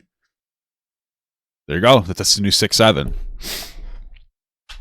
Okay. All of our money going to, like, we can talk about going back to fraud, about 7% of our taxes going to fraud. We can talk about how $24 billion went missing for homelessness in California and how they're incentivized to keep people homeless so they can continue receiving money from the state. Yeah, that's all true. Right? Okay. I mean, maybe. What is that? Like, I don't understand. Yeah, that sounds bad, but Trump is literally a fraudster. What? So we can actually do stuff that creates change. We can't tell Trump to go release the Epstein files. And it's why? Yes, you can. You literally can. Just because you support Trump doesn't mean you support everything he does. But you are. But he's the man in office right now, and you do need to think who's going to be able to create the change. When Biden was in office, you guys just wanted to stonewall him, even though he was really good bipartisan support. How are we supposed to be able to do it? Well, he's in office, so I'm saying now is the chance to prove to people like me and like other people that positive change can happen. And if he does, it's Team Trump I would forever. say he's trying to. Yeah. But you're with what? With what is it he's trying to do? Seeing what happens when he says he wants to go deport illegal migrants. That's not what he's doing. He's violating people's due process. That's what he's doing. This judge block his orders, or when he wants to deploy the National Guard to Chicago to. Yeah, that's because that's fucking dictator shit. When you deploy the fucking military inside a fucking residential area, so, like, that's insane. That's not normal. That's, like, really abnormal stuff. That's the kind of shit that you see when you're fucking, like, in third world countries where they have the fucking military running the show. What are you talking about? Let the states decide how they want to deal with it. When it comes to illegal immigration, again, it's a very delicate balance because a lot of people came here legally. A lot of them work jobs. A lot of them are paying, like, they're paying money. They live in homes. Like, you don't want to separate their families necessarily. There's a lot of there's a lot of difficult aspects to it that could potentially have a negative impact on local economies if you just mass exodus a bunch of, like, workers. That's what you're talking about doing. Just to be clear, to make it a safer place, Democrats a safer place. They commit less crime than fucking people here. What are you talking about? A safer place? What? Is it? Like, do you agree that Chicago's a safe place? Would you do? What does it have to do with illegal immigration? Agree the west side or south side of Chicago is a safe place? I think that the west side and the South Side are not safe places. However, I'm not sure how deploying the National Guard to that particular ICE facility out west is going to change the situations in O Block or somewhere like that. Okay, so take a look at Memphis, for instance. They allowed the National Guard to go in there. Or if you take a look at Washington, D.C., they allowed the National Guard to go in there, and crime significantly went down. In 2025... How is that sustainable? We just have a police state to stop crime? Like, I don't understand. Murders are the lowest they've been in years. Well, they've been declining steadily since '94. It's the lowest they've been in years. One thing I want to push back on. Well, if they've been steadily declining, it being the lowest in years isn't necessarily because of this policy. So... And two is the conservative narrative that I mean, this is one of those things where this is like the conservatives' version of wanting to take your guns away. When it comes to taking your guns away, they say no. Even though I know it would stop, it would significantly reduce gun violence. We don't want to talk about taking your guns. We don't want to do anything about it. America was it? Excuse me. Conservatives will talk about, hey, we know taking your guns away will significantly reduce crime, but we don't want to do it because it's too restrictive on our freedoms.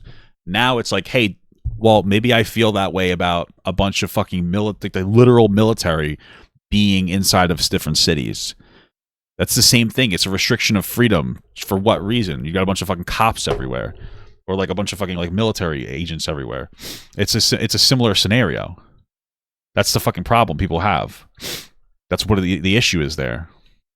Its most dangerous point before Trump started cracking down. If you look at a graph, homicides have been trending downward since the mid to late 90s for a long time. We're actually in the safest time. Every single year gets more safe than the last. And of course, there are certain cities like St. Louis, Baltimore, Memphis that will always have some degree of violence, but things are not that bad in the U.S. as far as gun violence goes. They're really getting a lot better. So if things continue, I think that we'll gradually be able to root out the problem. If you look at the graph, it's an exponential drop in violence here in the United States. I wouldn't say exponential. I mean, I think that it's a pretty large. If you look at the video we did about Baltimore, he's never seen the graph. He's just debating at this point. They were able to cut homicides in half, and Trump didn't send anybody there. They did it all, inside the community. Yeah, it's amazing. Cheers for Baltimore for doing that. Maybe if places in Chicago took that same initiative, it would happen, but they're not. So therefore, we have to trust the people in office. Well, what did they do in Baltimore that was so significant? So they've done a lot of things. One is a group violence reduction strategy, target small networks driving most of the violence, offering them support, stipends, job training, and housing to stop offending. So they're offering criminals work, just to be clear, and training with swift law enforcement action if they continue the violence. Community violence intervention, leverages credible messengers and case managers to intervene with conflicts, provide trauma care, and connect people to resources. Integrated approach combines law enforcement, federal partners, BPD, holy fuck, with social services, housing, and mental health, building trust with a consistent, personalized offer. Okay, these sound like really good things. Yeah.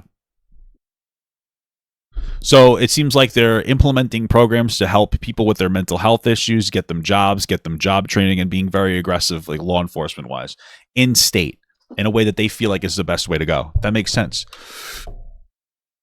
Who have the power to actually go make a change and to send a National Guard and to actually use them to make that's not a long-term solution. That place a safer place. So what would they do in a place like South Chicago where you have like 50 blocks that are in food deserts with no health care? If you had a National Guard man patrolling the streets, do you think young gangsters? Do you hear what Andrew asked? Andrew was like, hey, what do you do about these areas that have food deserts and lack of access to health care?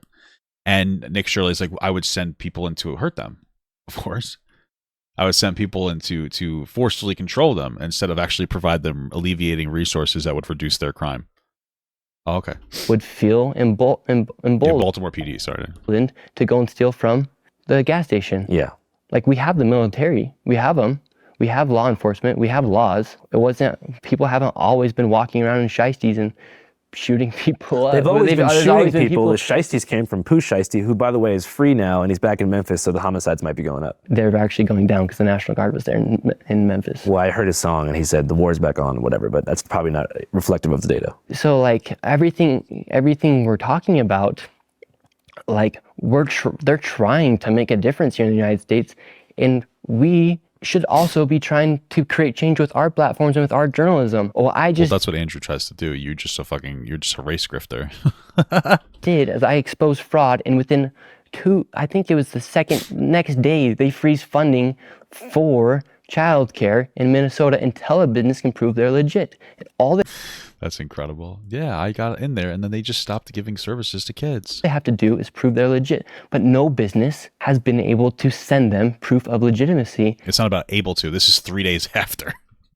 Who the fuck knows if they get it? Like, it's literally 3 days. I mean, what the amount of information that they're asking for is probably overwhelming to do instantaneously. Inside of Minnesota, what does that tell you? But you mentioned the ABC. It also potentially tells me that they're just not working with the Trump administration to be difficult. Learning Center in particular. Yes. And I mentioned that they did, I'm not sure if this is real or not, but they did release footage of kids entering and exiting the building during operating hours on the same day that you guys were there. And their capacity is for 40 children. In that video, there was 12 children. And that place received... You counting the kids? How come you didn't just go there when they opened in the first place? I don't understand that. $1 million. But you do admit there was kids. Yes, and I mean, $1 million for 40 children? I don't know, or 12. I don't know. I don't know how the numbers work. I don't doubt that there are kids inside of some of these daycares. It'd be very stupid of a business to receiving millions of dollars and not to show face with a few kids. Show face. He's just saying it's all fake. It's a conspiracy. It'd be very stupid. Do you see also how some people could say that you pull up with a couple dudes in cameras and they would get suspicious and not want to let you guys inside? I can understand that, but they should be able to say, and when I ask the question, how do I enroll my son, little Joe, into daycare? Well, you don't have a son. You don't have a son, and you didn't bring a kid with you. You had a bunch of men there, and you didn't call any of the numbers on the facilities. So for all we know, they might have offered you the ability to do that, but you wouldn't show. That's the problem, is he wouldn't call the numbers and just go oh, hey, here's how you would do it the correct way. The guy who's complaining that fucking illegal immigrants are coming here the wrong way doesn't want to enroll in daycare the correct way. Isn't that fucking ironic? That's incredible. There's probably not that many Somali kids named Joey in Minneapolis. Okay, so then why is it for Joey? Why is it only for Somalians inside these daycares? Where's the white little kids inside these daycares? Oh wow, you really want that white representation? I just need you to understand, again, the tactic. It's never enough. Oh, okay, all the daycares are full of fraud. Okay, well the daycares might be real, but how come the white kids are in there? Oh, what the hell's going on with that? How come, what is that? What the hell's up with that? Oh, I don't know, dude. They probably have other daycares they're more interested in going into. It's what are you talking about? Again, call them. Go and call the fucking place. Go and call them and see if you can set up an appointment. Maybe they don't go to federally funded daycares. They get probably taken by their white parents to. So who's being robbed? I suppose in this premise, the taxpayer. Yes, the hardworking taxpayer, while Somalians are taking and committing 89% of the fraud in Minnesota. Somalians. He's misquoting it. It's not they're not committing 89% of the fraud. They were 89% of the alleged perpetrators inside of this one particular Feed America scheme or whatever. That's it, led by a white woman. Soda. Have you ever personally been defrauded? I have. By what? What happened? I gave a man money thinking that he was going to give me back on a loan, and he never did.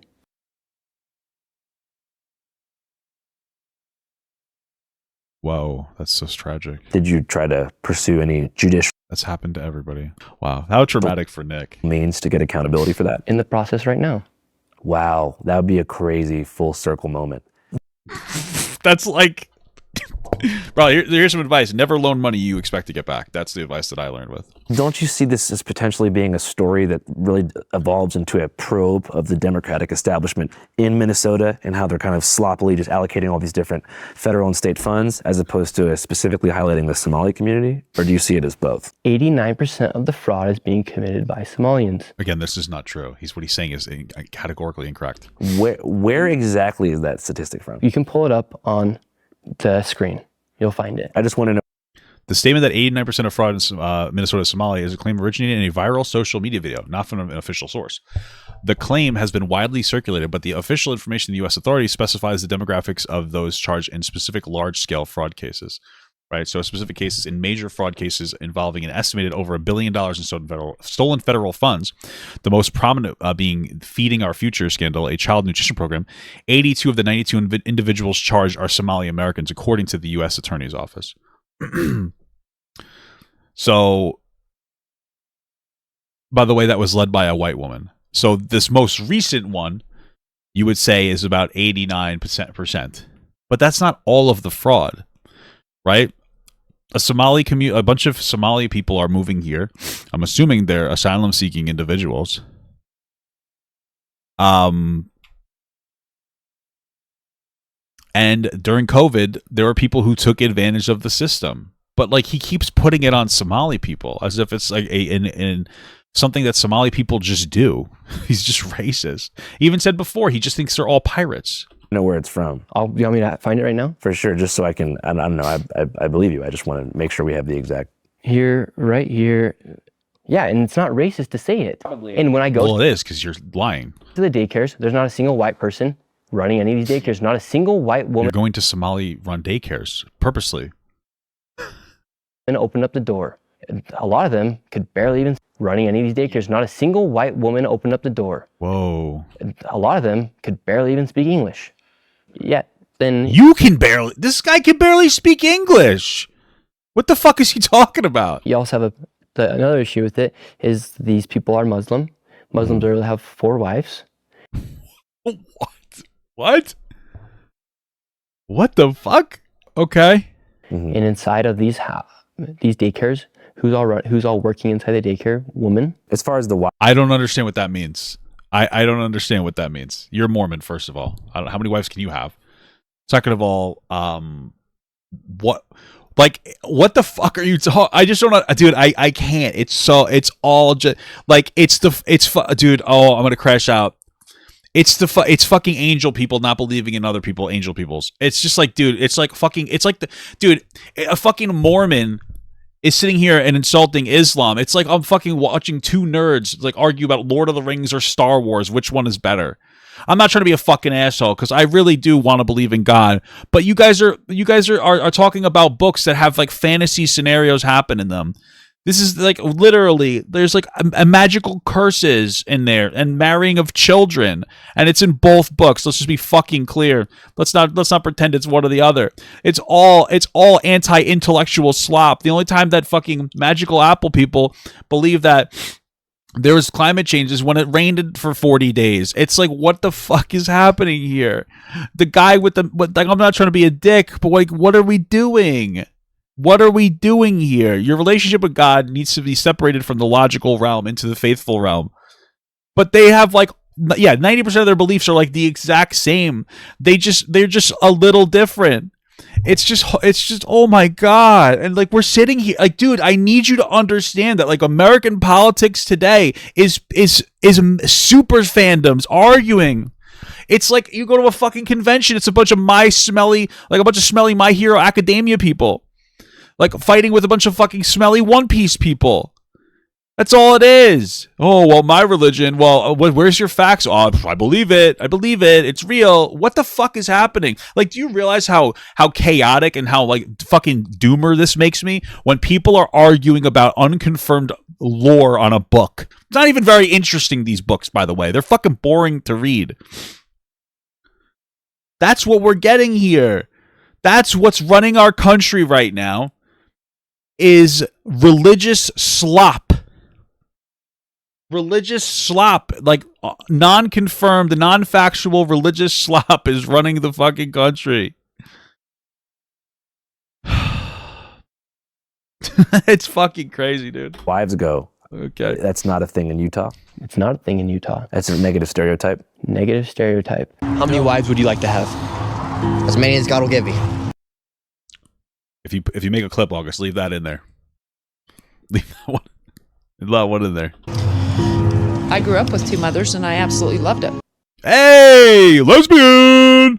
The general population, 99% of the population in Utah, do not. That's why also going back to the point of being called, why we don't call ourselves Mormons, because you can misconceptualize that with groups that left the original Church of Jesus Christ. Well, I would argue that less than 1% of Muslims in America have more than a single wife. I don't know. Yeah, you don't. I know. That's the whole problem, idiot. Their religion allows them to have it.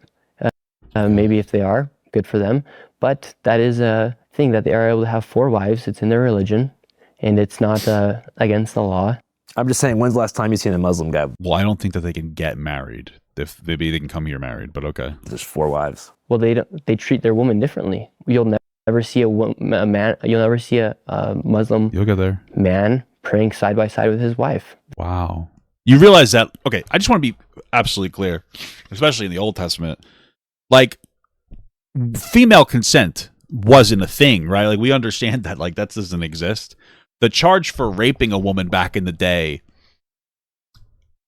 if she wasn't married, was you have to marry her and pay her dad $50. Like, you guys, hey, like what is your argument? My slavery book's a little better than theirs? Wow, what the fuck? It's fucking crazy, man. What are we doing here? Come on. Stop it, please. It's just fucking preposterous how fucking, like, we're idiot brained here. They're treated differently. So you feel like there's societal and cultural differences that make people from Islamic societies incompatible with the U.S.? I think if you ask a Muslim man, if we were to go to war with a country in the Middle East, ask them who they would support. Why the fuck would we go to war with a country in the Middle East? Tell you everything you need to know. I don't think it would tell me anything I need to know. If I asked a first-generation Italian what side they would be on if the United States decided to attack Italy, I feel like I would get a particular answer, and they would support Italy. That doesn't give me an answer. That doesn't give me any information at all. Actually, it's completely worthless. I'm on it. Yeah, and with the daycare fraud, fraud, there's legit videos. You can find them. These daycare owners then going and giving the woman cash, and that's why you also have 81% living on welfare, because a lot of the women don't have to claim the money that they just received from working from these daycares. It's a whole entire corporate. What is he? Oh, is he talking about people getting paid off the books right now? Oh, tragic. I don't know what you want me to tell you. Does he have a problem with people that fucking work Uber too? Like, I don't understand. You have daycares. Like, does he have a problem with tax on tips? I don't understand what the problem here is. I don't care that people are getting paid. Like, you should pay your taxes. I don't care if you do. Like, especially if you're poor, I'm not really shitting my pants over you not paying your taxes, to be honest with you. You have home health cares, you have adult daycares, you have transportation companies, you have What's wrong with the adult daycares? That take these people to the hospital, and they're all working for that same group, and they're all receiving millions of dollars. Yeah. What's wrong? I don't care. I don't understand what the problem here is. The way that you're describing it is just how everything works here. Is it because they're Somali? The NGO iceberg is pretty crazy. And so why would you be actually doing paperwork correctly or giving these women paperwork if you don't? There's a problem here is that like he's assigning it to he's exclusively assigning it to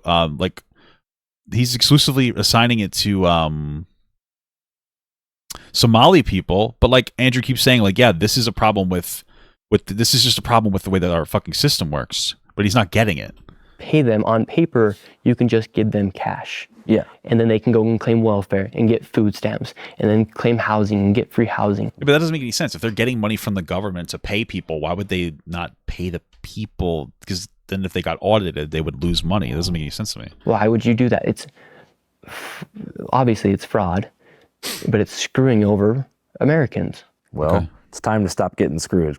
I 100% agree. And so we have the opportunity to make. Well, I mean, he's not going to start, so make that change, and we have to do it, or else we're going to keep getting screwed. We're going to keep getting screwed. And I think that's the Nick Shirley, Andrew Callaghan message: is whoever you are, stop screwing us. Yes. All right, bro. Appreciate your time. Channel 5 live worldwide, Hollywood and Vine. Fuck the authority. Channel 5 News. Channel 55. We don't fuck with custers, and 5 is the best number. All right, that was an interesting conversation. To be honest with you, I don't think that conversation could have went any better. I don't think that Andrew could have pushed any harder. I think that Nick is a truly unintelligent and indoctrinated individual. And I think if he pushed too hard, then Nick would have just cried like a bitch. And so that was pretty much the best that we were gonna get. And I think it was good though. I honestly think it was really solid. Hey. So great video.